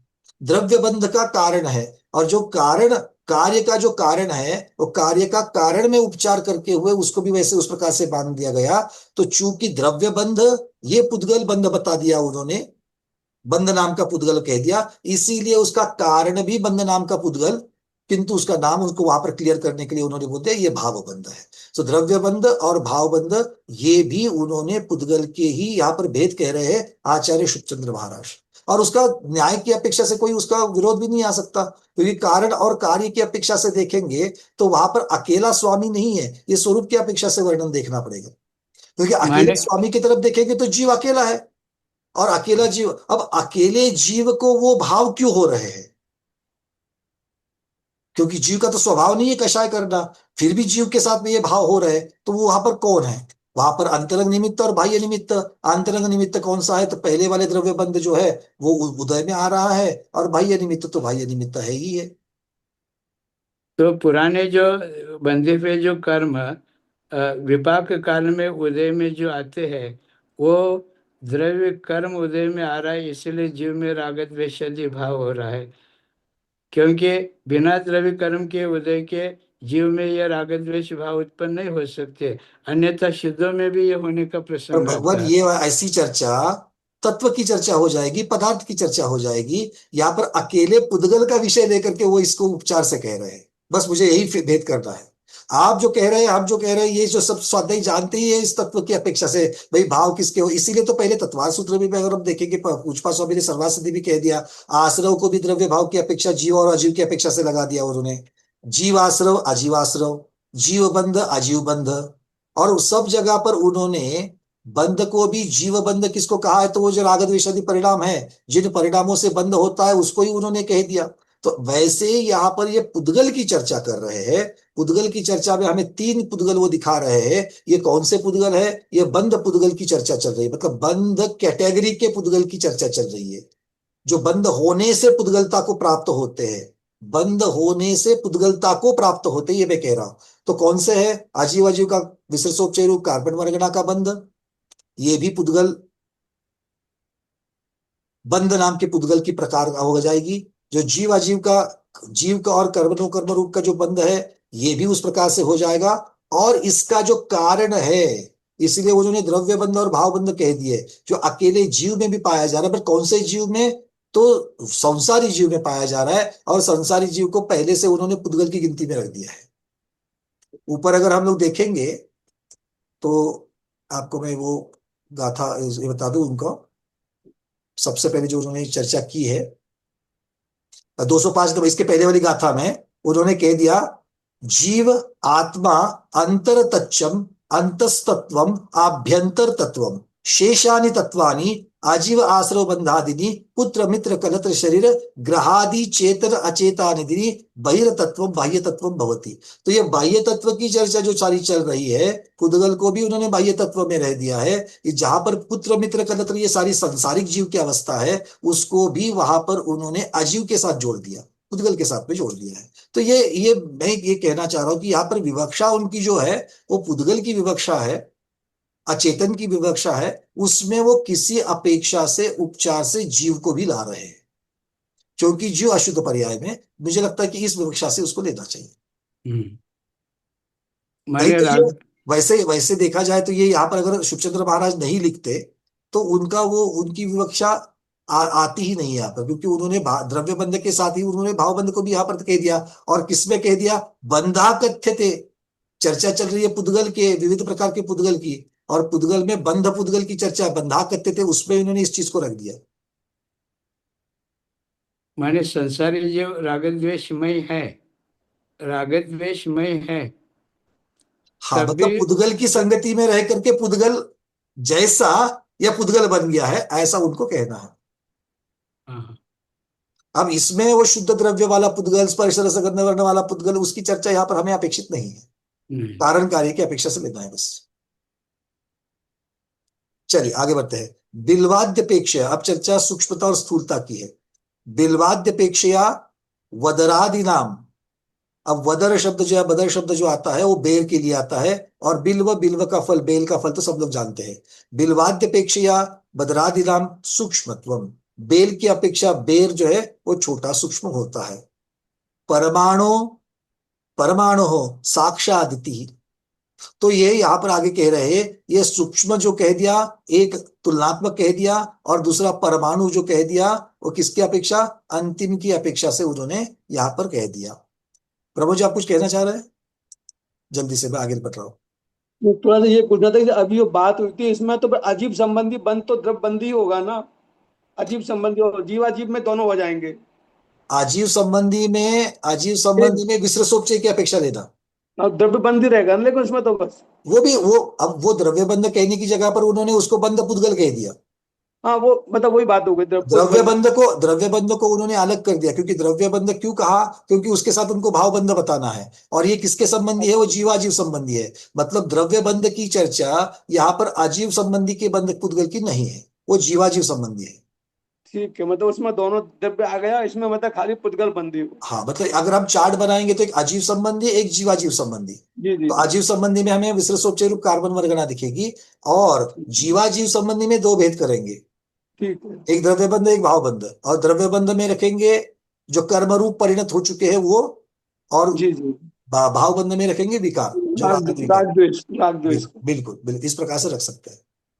और वहां लिख लेना, क्योंकि ये बहुत दिन के बाद में फिर समझ में नहीं आएगा कि यहाँ पर ऐसा क्यों लिया, क्योंकि हम लोग जनरली तत्व की चर्चा करते, पदार्थ की चर्चा करते, वहां पर क्रिस्टल क्लियर चीजें हैं। वहां पर द्रव्य को, द्रव्य जो जीव है वो जीव ही है, फिर वहां पर पुद्गल की चर्चा नहीं करते, पुद्गल पुद्गल ही है, वहां द्रव्य की चर्चा नहीं करते। तो यहाँ पर जीव को कारण पुद्गल ही में, माना। कारण में कार्य का उपचार किया गया है, इस प्रकार से है। ये मुझे राग याद आ द्वेष रहे से हैं सहित, राग भगवान। द्वेष से सहित जीव हाँ, को जब जो है एक बार पुद्गल माना। अभिसागर जी महाराज के साथ में जो ध्यान सागर जी गुरुदेव की चर्चा चल रही थी, तब कारण कार्य और कार्य कारण की चर्चा चल रही थी, तो उसमें उनको कार्य का कारण में उपचार ये वाली चर्चा चल रही थी, तो उसके उदाहरण में ये उदाहरण हम लोग रख सकते हैं। अभिसागर जी महाराज को याद आ रहा है, तो ये हम लोग रख सकते हैं इसकी चर्चा में। चलिए आगे बढ़ते हैं। अब कह रहे हैं, ये पहले बता दिया बिल्व की अपेक्षा बेर छोटा है, सूक्ष्म है। अब उल्टा बता रहे हैं, बदराद्य अपेक्षा, अब बेर की अपेक्षा बता रहे हैं। बेर की अपेक्षा बिल्वादिना स्थूलत्व, बेर की अपेक्षा बेल फल जो है वो स्थूल या मोटा होता है। जगत व्यापिनी महास्कंधे सर्वोत्कृष्ट मिति, जो जगत व्यापी महास्कंद है वो सर्वोत्कृष्ट अर्थात सबसे बड़ा स्थूल ऐसा पुद्गल मानना चाहिए। अब चलते आगे, अब चर्चा चलेगी संस्थान की। जीवानाम समचतुरस्त्र न्यग्रोध वाल्मीक कुब्जक वामन हुंडक भेदेन षट प्रकारम संस्थानम पुद्गल संस्थानम। ये जो 6 प्रकार के संस्थान हैं शरीर की अपेक्षा से बताए गए हैं, जो नाम कर्म की अपेक्षा से जीव के साथ में लगते हैं, तो उनको भी यहाँ पर पुद्गल संस्थान या संस्थान पुद्गल नाम से यहाँ पर बता दिया है। अब आगे और कौन पुद्गल संस्थान है उसकी भी चर्चा कर रहे हैं। वृत्त त्रिकोण चतुष्कोण मेघ पटलादि व्यक्ता व्यक्त रूपम बहुधा संस्थानम तदपि पुद्गल एव शब्द से कह रहे हैं कि ये भी पुद्गल जानो। कौन? व्यक्त, किसके ऊपर से कह रहे हैं? व्यक्ता व्यक्त रूपम, जिसका आकार व्यक्त हो और जिसका आकार व्यक्त नहीं हो, अर्थात नियत आकार के और अनियत आकार के। व्यक्त और अव्यक्त तो क्या लेना है यहाँ पर? जिनका आकार प्रकट हो रहा है किंतु नियत रूप से हो रहा है, और जिनका आकार अव्यक्त का अर्थ क्या है? नियतता की अपेक्षा से अव्यक्त मतलब अनियत। इस प्रकार से इसको लगा देना, क्योंकि बहुत बार व्यक्त और अव्यक्त मतलब जिनका आकार अव्यक्त है, दिख ही नहीं रहा है, ऐसा उसकी यहाँ पर कंफ्यूजन हो सकता है शब्द से। तो यहाँ पर नियत और अनियत शब्द की अपेक्षा से यहाँ पर लगाना है। तो वृत्त, त्रिकोण और चतुष्कोण ये किसके साथ लगाएंगे? व्यक्त रूपम के साथ में। और मेघ पटल किसके साथ लगाएंगे? मेघ पटलादि अव्यक्त रूपम के साथ। तो यहाँ पर बिल्कुल वो उस वाक्य का संधि करके और भेद करते हुए देखना है। अगला है भेद नाम का पुद्गल। भेदहा षोडा, 6 प्रकार का है। उत्कर चूर्ण, खंड, चूर्णिका, प्रतर, अनुचटन विकल्पात। तो ये 6 बता दिए। अब उसमें से तत्रोत्करहा, उत्कर, उत्कर नाम का जो पहला भेद है वो कैसा है? काष्ठादि नाम करपत्रादि विरुत्कर। काष्ठ मतलब लकड़ी, लकड़ी को चीरने से जो नीचे उसका चीरा मिलता है वो उत्कर कहलाता है, वो वहां पर भेद है, बता दिया। चूर्णो यव गो धूमादि नाम सत्तु कणिकादि। किस किस का बता रहा है वो? यव और गोधूम। यव अनाज होता है और गोधूम मतलब गेहूं। गोधूम किसका नाम है? गेहूं को गोधूम कहते हैं। तो जो लोग लिख रहे हैं ये संस्कृत शब्दों के हिंदी नाम, वो लोग लिख लेना। बाकी जो नहीं लिख रहे हो क्या कहेंगे? अकलंक भगवान की जय। क्योंकि उनको याद रहेगा ना, 6 महीने के बाद पूछेंगे गोधूम, तो उनको याद रहेगा। जिनको याद नहीं रहे तो अपना अपना लिख लेना भैया, ठीक है। जो अल्प बुद्धि वाले हैं ना मेरे जैसे, वो लिख लेना। आगे बढ़ते हैं। अब आगे क्या कह रहे हैं? उत्कर की चर्चा हो गई, चूर्ण की चर्चा हो गई। अब कह रहे हैं खंडो, खंड प्रकार का पुद्गल कैसे है? घटादिना कपाल शर्करादि। कपाल घट के टुकड़े को कहते हैं और पत्थर के टुकड़े को शर्करा कहते हैं। चाय वाली शर्करा की चर्चा नहीं है, है ना? शर्करा बोलते ही याद आती है बहुत सारी। वैसे समय भी हो रहा है सब किसी किसी का 3:30 बजे, पर हम लोगों का तो है ही नहीं ना, 4:30 बजे तक तो कोई उठता ही नहीं है यहाँ से। चलो आगे। चूर्णिका। अब चूर्णिका किस प्रकार से बता रहे हैं? माश बुद्गादि नाम। माश, माश मतलब उड़द, माश मतलब उड़द। तुष्माश भिन्न में जो माश आता है ना, हम लोग तुष्मास तुष्मास, उसका शब्द क्या है? माश है, षटकोण का माश। तो क्या है? वो उड़द है। और मुद्ग, मुद्ग मतलब कौन है? मूंग। यहां पर दालों की अपेक्षा से कह रहे हैं। रूबी दीदी, शर्करा मिश्री की चर्चा नहीं है यहाँ पर। यहाँ पर पत्थर की जो भेद होते हैं ना, बड़े पत्थर के काट कर जो छोटा पत्थर बनता है, वो छोटे पत्थर को भी शर्करा कहते हैं। ये शब्द हमें स्पर्धक अनुभाग की जब चर्चा कर रहे थे तब हमको ये सारे शब्द स्पर्धक कहते हैं। पूर्व स्पर्धक, अपूर्व स्पर्धक, और वो टुकड़े टुकड़े उसके फिर होते जाएंगे। चलिए अब क्या कह रहे हैं? माश बुद्गादिना, मतलब ये जो द्विदल वाले हैं वो द्विदल, जब द्विदल हो जाते हैं तो उसकी अपेक्षा से इनको चूर्णिका कह दिया। प्रतरो अभ्र पटलादिनाम, वो प्लुत में अभ्र का अ जो है वो लोप हो चुका है। प्रतर, प्रतर किसे कहेंगे? अभ्र पटलादिनाम। अभ्र मतलब बादल, बादल के जो पटल होते हैं, अलग अलग स्तर होते हैं, उनको यहाँ पर प्रतर कह दिया। और अनुचटनम क्या है? अनुचटनम अर्थात संतप्तायास पिंडादिषु अयोग घनादिर्भिर्हन्यमानेषु प्रस्फुल्लिंग निर्गमः। ये हम बहुत देर तक ढूंढ रहे थे इसको, पर पहला तो समझ में आ गया। संतप्तायाशु पिंडादिषु मतलब जो संतप्त पिंड है, मतलब गोला है। कैसा गोला है? तप्त गोला है। इसका अर्थ क्या करेंगे? आयोवन, अयोवनादिर्भिर अर्हन मानेशु। तो इसमें से हन्य मानेशु को अलग करना है और आयोधनादि को भी अलग करना है। तो आयोधनादि का शब्द का अर्थ क्या कर दिया है? जैसे लोहे वगैरह होता है, लोहा वगैरह होता है, जो तप्त करने के पश्चात जो लोहा होता है, उसका हन्य मतलब उसके ऊपर जब मारा जाता है, उसका हन किया जाता है, मतलब जब उसको ठोका जाता है, तब की चर्चा यहाँ पर कर रहे हैं। तो उसमें से प्रस्फुल्लिंगम निर्गम, जो स्फुल्लिंग निकलते हैं, वो स्फुल्लिंग भी क्या है? एक प्रकार का पुद्गल है। कौन से प्रकार का पुद्गल है?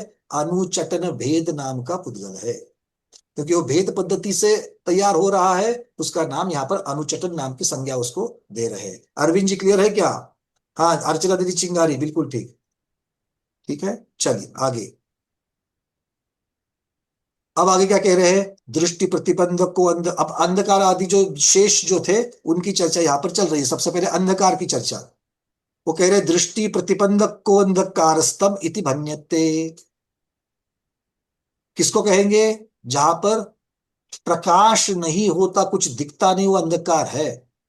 आगे क्या कह रहे हैं, वृक्षादयाश्रय रूपा मनुष्यादि प्रतिबिंब रूपा वर्णादि विकार परिणता च छाया। छाया के दो प्रकार कह रहे हैं। कौन से प्रकार है, एक किसी पदार्थ के ऊपर प्रकाश पड़ता है तो उस पदार्थ के आश्रय से, जैसे वृक्ष के ऊपर, पेड़ के ऊपर प्रकाश पड़ा तो उस पेड़ के आश्रय से उसकी छाया बनती है। छाया मतलब क्या है, वहां पर उतने ही जगह पर प्रकाश का अभाव हो जाता है। और ये छाया कैसी होती है, उस पदार्थ के आकार के अनुरूप होती है, किंतु उसमें वर्ण आदि विकार नहीं होते। और वर्ण आदि विकार किसमें होते हैं, प्रतिबिंब में होते हैं। जैसे हमने उदाहरण दिया था, तालाब के बाजू में खड़े हो जाओ तो आप सांवले हो कि गोरे हो, आपने किस प्रकार के वस्त्र पहने हैं, आपने किस प्रकार के आभूषण पहने हैं, मतलब चित्र विचित्र कलरफुल सिनेमा वहां पर दिखेगा, चलचित्र जैसा ही वहां पर चित्र दिखेगा। वो क्या है, प्रतिबिंब। ये दोनों प्रकार की चीजें भी छाया कहलाती है। उद्योतः चंद्र विमाने खद्योतादितिर्यक जीवेषु च भवति। उद्योत की चर्चा यहाँ पर वही कह रहे हैं, वो चंद्र के विमान की अपेक्षा से। और आतपा आदित्य विमानन्यत्रापि सूर्यकांत मणि विशेषादो पृथ्विकाये ज्ञातव्यः। जो पृथ्विकायिक सूर्यकांत मणि आदि जो होते हैं, पृथ्वी की जो चर्चा चल रही थी उसमें सूर्यकांत मणि भी आया था, उनकी भी किरणें प्रकाशमय और उष्णता वाली होती। तो जहां पर उष्णता वाला प्रकाश मिलता है वो इस प्रकार से आतप वाली चीज से आ जाता है। तो यहाँ पर आज हमने 206 नंबर की गाथा को पूर्ण किया है। इसी गाथा के अंतर्गत जो 23 प्रकार की वर्गणा आई थी, वो 23 प्रकार की वर्गणा को हमने पीछे रखा था। अब उसको कुछ शंका समाधान के साथ में 23 प्रकार की वर्गणा को शुरू करेंगे। आज उसका सिर्फ हम उसकी जो पहली वर्गणा होती है या जो गाथा है उस गाथा की तरफ चलेंगे। उसके पहले समय हमारा पूर्ण होते के लिए आया है। अगर ये 206 नंबर की जो गाथा थी, इसके ऊपर जो पुद्गल का वर्णन अलग अलग प्रकार के भेदों से और उसके स्वरूप से किया गया है, उसके ऊपर अगर आपकी कोई चर्चा है तो पूछना। अर्चना दीदी, आपका प्रश्न, आपका हैंड रेज है। नमोस्तु महाराज जी, वंदना भैया जी।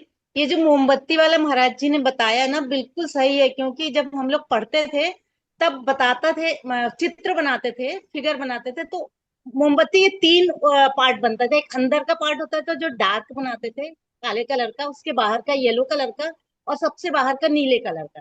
तो अंदर का जो डार्क होता था उसमें ऑक्सीजन की कमी होने के कारण वो कूल पदार्थ, सबसे कूलेस्ट पॉइंट कहलाता था।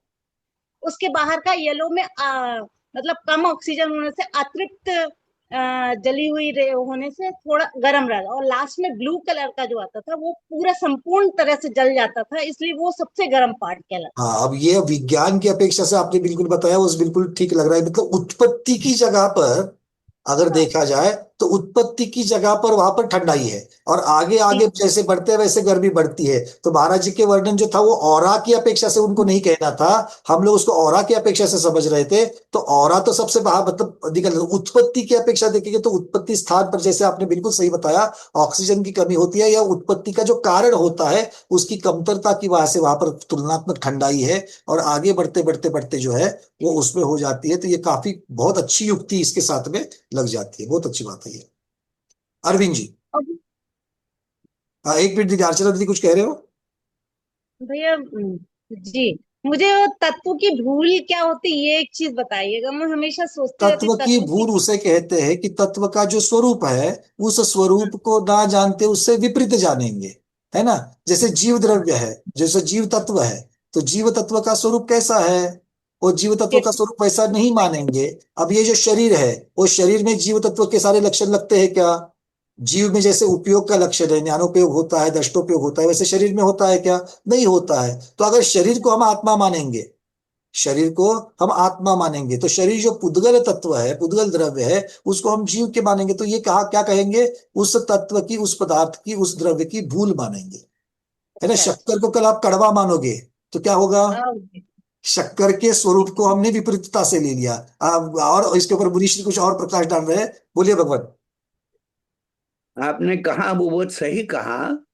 जैसे पृथ्वी वर्ग का व्यक्ति और मीठे दूध को कड़वा कहता है, तो तत्व की भूल कहाँ हो रही? स्वाद में, दूध में जी नहीं हो रही। तो वह जो उसकी अवधारणा, उसकी जो बीमारी है, पित्त का कड़वापन, उसके संपर्क में मीठा दूध भी कड़वा लग रहा है। हाँ बहुत यदि सुंदर। तत्व की भूल मान लें, मान लो हम ये बोलते हैं कि दूध कड़वा है, तो सबको कड़वा लगना चाहिए। सही बात है। तो कड़वाहट मूल दूध में नहीं है, वो पित्त की वजह से हो रहा है। और पित्त किसके पास है? वो जो जिसको कड़वा लग रहा है उसके पास है। बस मतलब बस गलती किसके पास है? जो जान रहा है उसके पास गलती है, उस पदार्थ में गलती नहीं है। बस, तो इसलिए इसको तत्व की भूल कहते इसको तत्व की हैं। भूल कहेंगे। ठीक है ना? मतलब जिसमें दोष नहीं है उसमें दोष दिखना, ये बात होगी, वाह। जी ये भूल होगा। जी जी जी जी गुरु। अरविंद जी बोलिए। नमस्ते महाराज जी, वंदना भैया जी। ये जो अपने पहले स्थूलता है वो गुण विशेष समझे थे, और इसमें सूक्ष्म स्थूल और बादर स्थूल ऐसे भी समझे थे।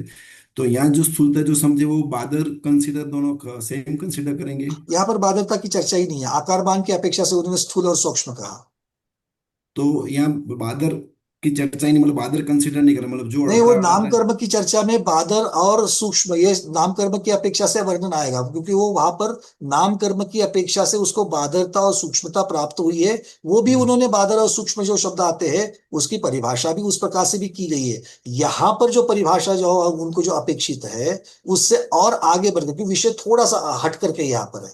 यहाँ पर सिर्फ अकेले शरीर की चर्चा नहीं है या नाम कर्म की चर्चा नहीं, उसके परे होने वाले जो साक्षात यहाँ पर स्थूलता आकारमान और सूक्ष्मता आकारमान, इसकी अपेक्षा से जो चर्चा है वो आकारमान की अपेक्षा से इन्होंने किया है। अगर ऐसा नहीं होता तो इसमें जो इसके जो दो भेद किए इन्होंने, कौन से भेद किए इन्होंने, कौन से भेद किए हैं? एक अंत्य किया और दूसरा कौन सा किया है? तुलनात्मक वाला, मतलब आपेक्षिक।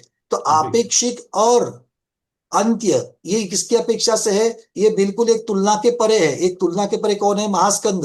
महास्कंद तुलना से परे है, क्योंकि ये अंतिम वाला स्थूलता है और स्थूलता परमाणु अंतिम वाली सूक्ष्मता है। सूक्ष्म। और बीच वाले जितने भी है वो उनको आप तुलनात्मक कह सकते हो। तो इस प्रकार से ये वर्णन होने की वजह से हमें अपनी सोच को इस आचार्य भगवंत के वर्णन की अपेक्षा से लगाना है। क्यों? क्योंकि यहाँ पर उमा स्वामी महाराज को उस सूत्र में शब्द सूक्ष्म स्थौल्य, सौक्ष्म्य और स्थौल्य किस अपेक्षा से कहना है, ये हमें पूछपाछ स्वामी बता रहे हैं। इसीलिए हमें आचार्य भगवंत की विवक्षा की अपेक्षा से हमको क्लियर करना है। क्यों? ठीक। क्योंकि हमारे पास दो अलग अलग प्रकार के ज्ञान उत्पन्न आ गए हैं। तो वो जो दो ज्ञान आ गए हैं उसमें से यहाँ पर कौन सा लगाना है? तो ये आचार्यों की विवक्षा की अपेक्षा से लगाना है। ये बस इतनी सी। अने पंकज जी, जी सूक्ष्म और बादर ये नाम कर्म की वजह से होने वाला वो विषय यहाँ पर नहीं है। उसकी अपेक्षा यहाँ यहाँ जो, नहीं है। यहाँ छोटा बड़ा, बस ये छोटा बड़ा शब्द हाँ, प्रयोग करे ना तो आसानी से समझ में बस ये आता है। आकार मान जो है बस आचार्यों ने जो शब्द रखे हैं उसकी अपेक्षा से इसको छोटा बड़ा, अगर ये विवक्षा रखाएंगे तो ये क्लियर हो जाएगा। नहीं भैया जी, मैं इसलिए ये आपकी बात समझ गया, एग्री। वो आगे जो जो अपने समझे थे अगली गाथा में, वो सूक्ष्म बादर में स्थूल, दोनों सूक्ष्म भी स्थूल है और बादर भी सूक्ष्म स्थूल है, ऐसा समझे थे, इसलिए मैंने पूछा। कहाँ पर बादर शब्द आ गया? ये नहीं, इसके पहले जो बादर बादर बादर सूक्ष्म जो चर्चा आ रही थी, हाँ देखो जी। अलग अलग प्रकार के यहाँ पर छाया तो यहाँ पर भी है, अब छाया विवक्षा से वहां पर अलग भी थी, बराबर है। हाँ है ना? हाँ। क्योंकि पुद्गल की जब अकेली की चर्चा चल रही है तो नामकर्म के उदय वाली जो चर्चा है वो जीव और पुद्गल जब साथ में रहते हैं तब लगानी है। हम्म। जब हम सिर्फ अकेले पुद्गल की चर्चा कर रहे हैं तो पुद्गल के भेद आचार्यों ने जिस विवक्षा से किए हैं उस विवक्षा से उसको जानना है। बराबर बराबर है। ठीक है ना? हम्म। मतलब दोनों चीजों को करना है भाई, ये आएगा तो इस प्रकार से, ये आएगा तो इस प्रकार से। बराबर। माने ध्रुव भेद सेंधव, स्वामी भेद। जी माने सेंधव शब्द का अर्थ अलग अलग प्रकरणों में अलग बढ़िया, अर्थ में लिया होता है। ऐसे बादर बादर यहाँ स्थूल स्थूल के अर्थ में लिया है, बिल्कुल बादर स्थूल के अर्थ में लिया है। बिल्कुल बिल्कुल। रितु दीदी। नमस्ते महाराज जी, वंदना भैया जी। भैया जी, पत्थर का टुकड़ा तो शर्करा बताया, कपाल का क्या बताया? कपाल जैसे मिट्टी का घट होता है उसका टुकड़ा खप्पड़ बोलते हैं, खप्पड़ बोलते हैं, क्या बोलते हैं आप लोग? अलग अलग जगह पर अलग अलग है। यहाँ पर कपाल शब्द लगा दिया। कपाल का मतलब ही खप्पड़ जो टुकड़ा होता है एक घट का, मिनट। वो। प्रबोध जी, नवी मुंबई। नमस्ते महाराज जी, वंदना भैया जी। जो लखनऊ वाले प्रमोद जी का प्रश्न था कि सूर्य विमान में जो उष्णता है वो वहाँ जो जीव है उनको असर डालेगी, तो हमारा जो चर्चा चली कि मूल में तो ठंडा है, लेकिन सूर्य विमान में तो असंख्यात जीव है वहां पर। तो जितनी ज्यादा उष्णता है जो यहाँ तक इतनी आ रही है, तो वो उनको फिर भी असर तो डालेगी। उसको तो इसमें कैसे क्या है देखें? ना कि हम अपनी अपेक्षा से कह रहे हैं। अब देवगति के जो जीव है उनका वैक्रिक शरीर है, उनको किस प्रकार की उष्णता, ठंडी से किस प्रकार, क्योंकि हम सारी युक्तियां जो मध्यलोक में अपने यहाँ पर जो हो रही है वो सारी युक्तियां जबरदस्ती कहीं नहीं लगा सकते हैं। हमें मूल में चला जाना है। देखो, ये उस युक्ति को हमने स्वीकार करते हुए क्यों जल्दी से स्वीकार कर दिया? क्योंकि उसके पीछे का एक विज्ञान वहां हमें दिख रहा है, जिसके अंदर फिर बहुत सारी चीजों का, जब तक उसको न्याय की अपेक्षा से, जब तक कोई त्रुटि या दोष नहीं आता है तब तक उसको स्वीकारा जा सकता है। जब उसमें हमें कोई त्रुटि दिखेगी, दोष दिखेगा, तब उसको स्वीकार नहीं कर सकते हैं। अब यहाँ पर जो आपने प्रमोद जी, आपने जो बात कह रहे हैं, यह गर्मी की बात लगती है कि नहीं लगती है, अगर लगेगी तो उसके ऊपर कैसे रहेंगे? तो इसका उत्तर तो इस प्रकार से हो सकता है कि एक अग्नि जल रही है, उस अग्नि में से भी तो जीव चले जाते हैं इधर से उधर, वैक्रिक जीव निकल जाता है, उसको कोई उससे बाधा नहीं होती है। तो वैक्रिक शरीर को जब हम लोग देवों की चर्चा कर रहे हैं, तो सारी की सारी हमारे औदारिक शरीर वाली चीजें वहां पर लगा देंगे तो थोड़ा सा दोष निर्माण हो जाएगा। इसलिए उस अपेक्षा से यहां नहीं कह सकते हैं। बात हमें ये देखनी है कि भैया मूल में ठंड है और यहाँ पर कैसे है। हाँ, तो उत्पत्ति की जगह पर ठंडक हो रहती है, क्योंकि उत्पत्ति के कारणों में वहां पर कुछ, जैसे उन्होंने बताया था कि भाई जहां पर त्रुटियां होती है, पर ये एक ऐसी न्याय संगत हमें युक्ति लगती है, इसलिए उसको ग्रहण कर रहे हैं। इसके ऊपर और चिंतन मंथन कर लीजिए, ठीक है।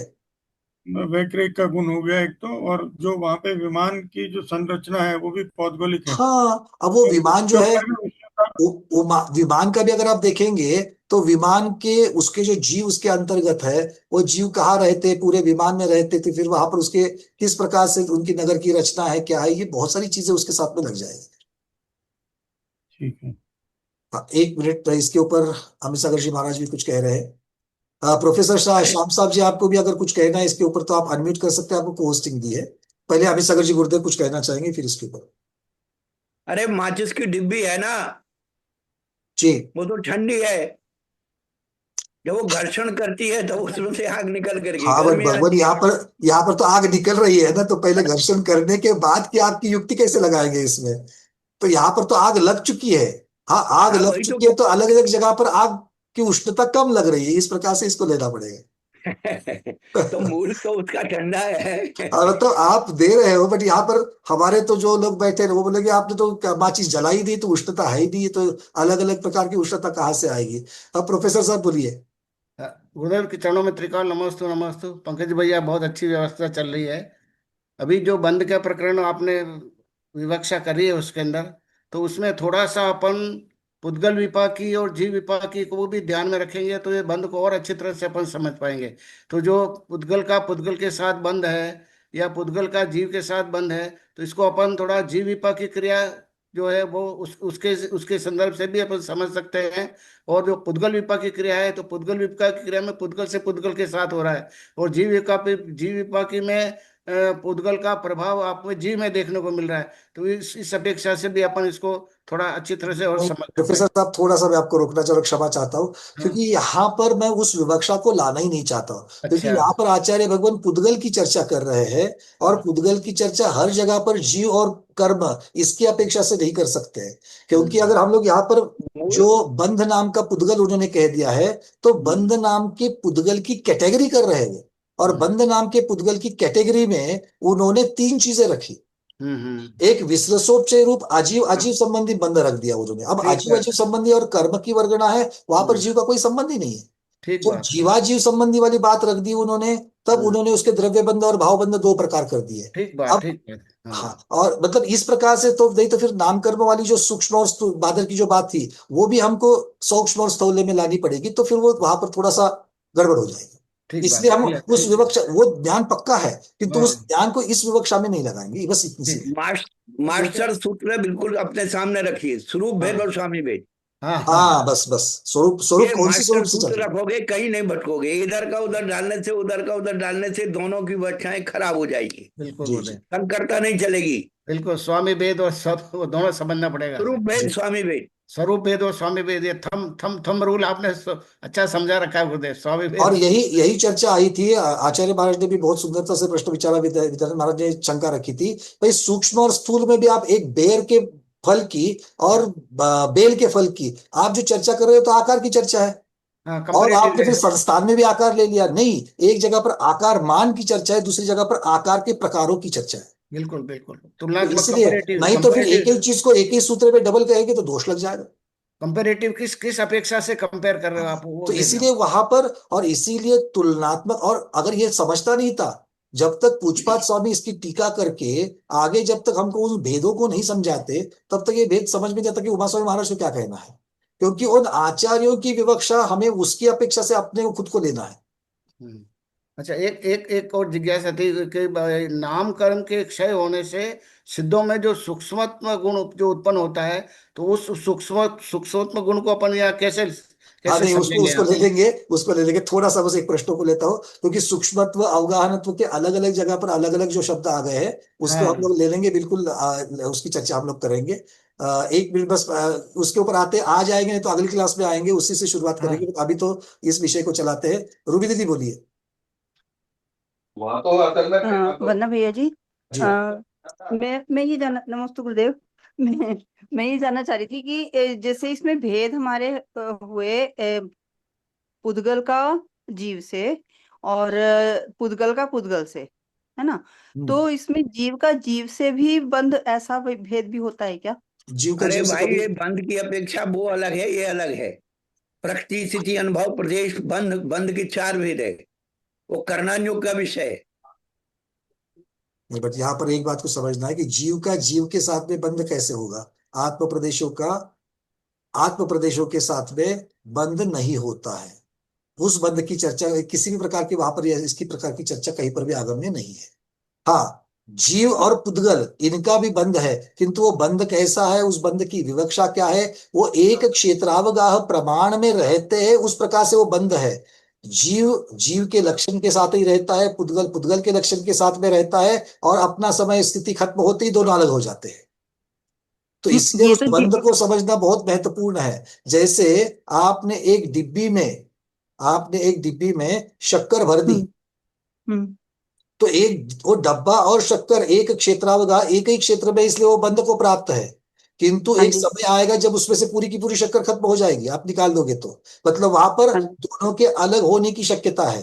किंतु दूध हम्म पानी का ले लो, हम्म दूध में से पानी को निकलने की कोई वहां पर व्यवस्था नहीं है। दूध और पानी हो जाएगा तो दूध पानी हो जाएगा, इस प्रकार से। तो ये किस किस प्रकार से बंद है, अलग जगह पर अलग अलग विवक्षा लग जाएगी उसकी। ठीक है, जैसे जैसे नहीं सोच भी की अपेक्षा कर लो, मतलब ये- अजीव अजीव का जो बंद होता है वो भी हमेशा के लिए जरूरी नहीं कि हमेशा के लिए हो, उसको भी निमित्त मिल जाएंगे तो वो भेद को प्राप्त हो जाते हैं।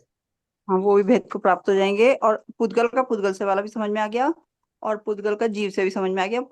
और बस मेरे को यही डाउट था कि ये जीव का भी जीव से भी होता है क्या? नहीं नहीं, ऐसी कोई चर्चा यहाँ पर नहीं है। ठीक है, वरना भैया जी। नीना दीदी, अंतिम नमस्ते प्रश्न। गुरुदेव, वंदना भैया जी।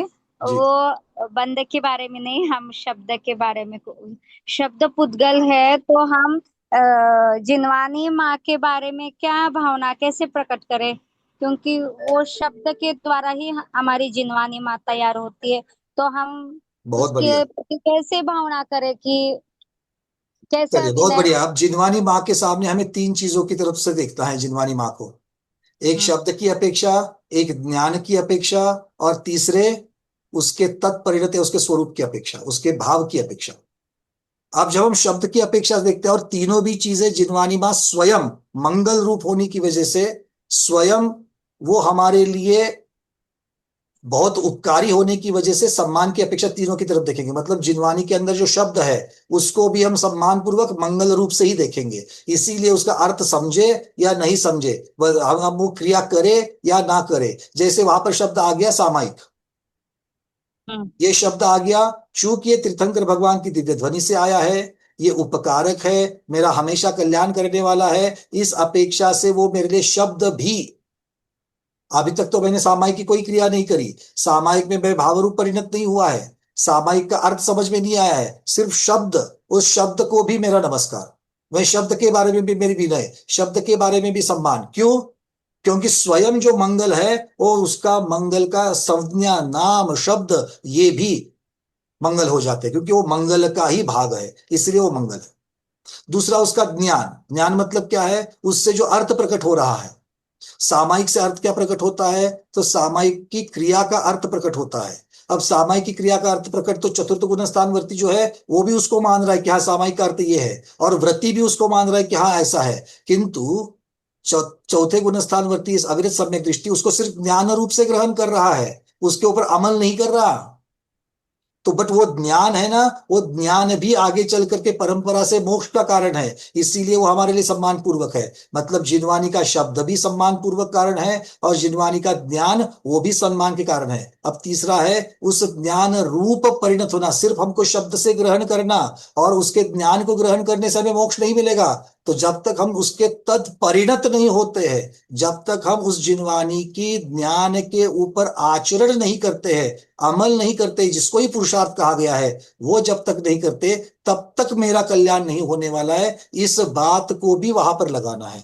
तो जिनवानी माता हमें शब्द रूप से, ज्ञान रूप से, अर्थ रूप से, सभी रूप से हमारे लिए मंगल है और हमारे लिए बहुत अनंत उपकारी है। इस प्रकार की भावना से हमें शब्द की तरफ देखना चाहिए। और इसीलिए हमने बड़ी माता जी से गुरुमुख से हमेशा सुना है कि उसका अर्थ समझे या नहीं समझे, किंतु उसके क्या करना है, उन गाथाओं को, उन आचार्यों के शब्दों को कंठ में धारण करना है।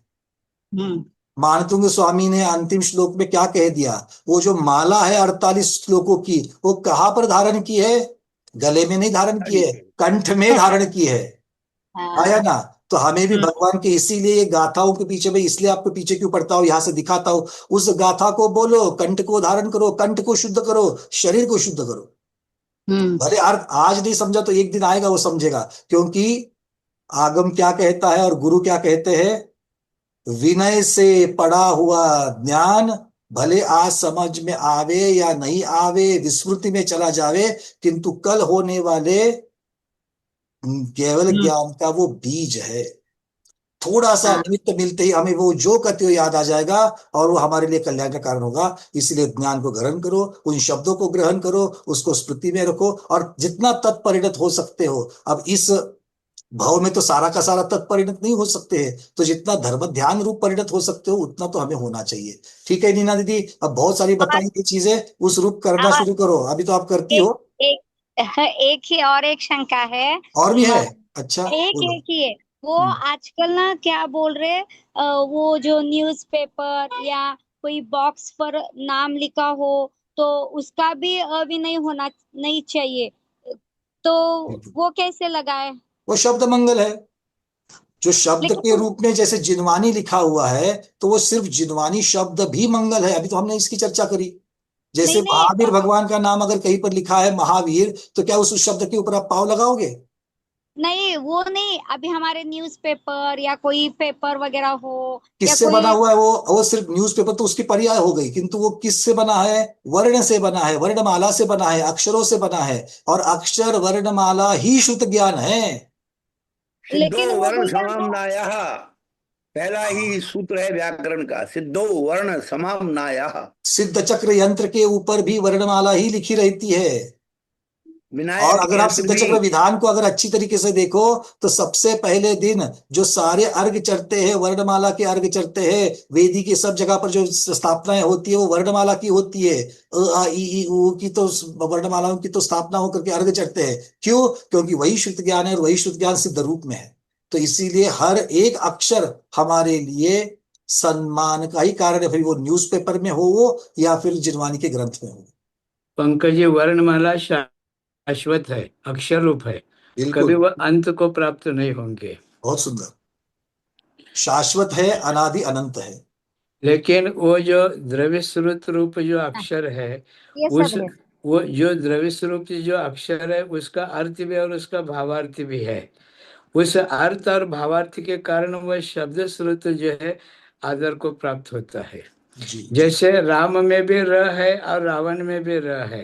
क्या बात है। लेकिन राम शब्द का उच्चारण करने पर हमारे दोनों हाथ जुड़ जाते हैं, लेकिन रावण शब्द का उच्चारण करते समय कोई हाथ नहीं जोड़ता है, क्योंकि वो शब्द के साथ जो भावार्थ और व्यक्तित्व है उसके प्रति श्रद्धा नहीं होने के कारण उस रावण के र के प्रति आदर भाव नहीं होता है। इसी प्रकार एक जिनवाणी है और एक जनवाणी है।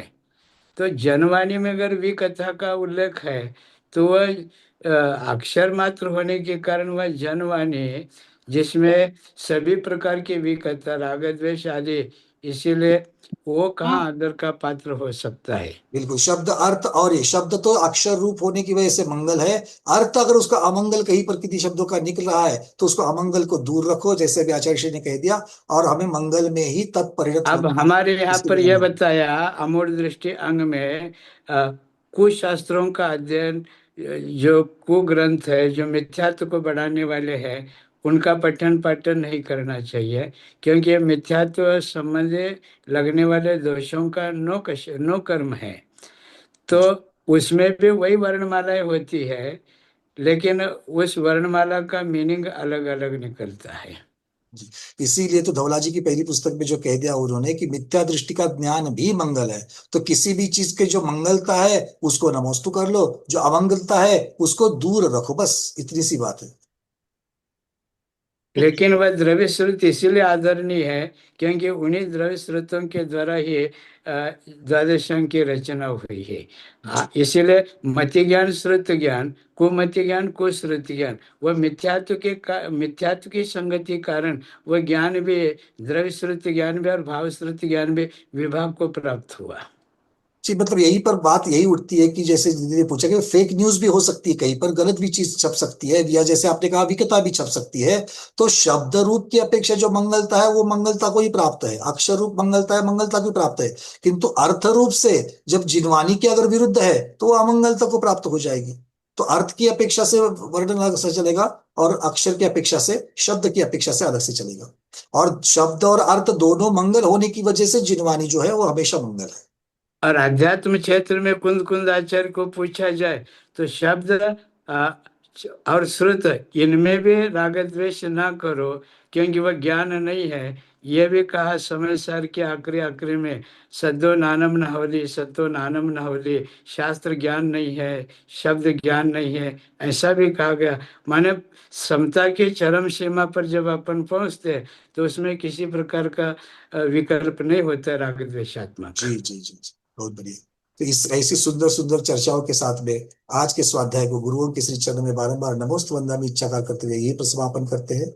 जैनम जयतु शासनम, जैनम जयतु शासनम, जैनम जयतु शासनम।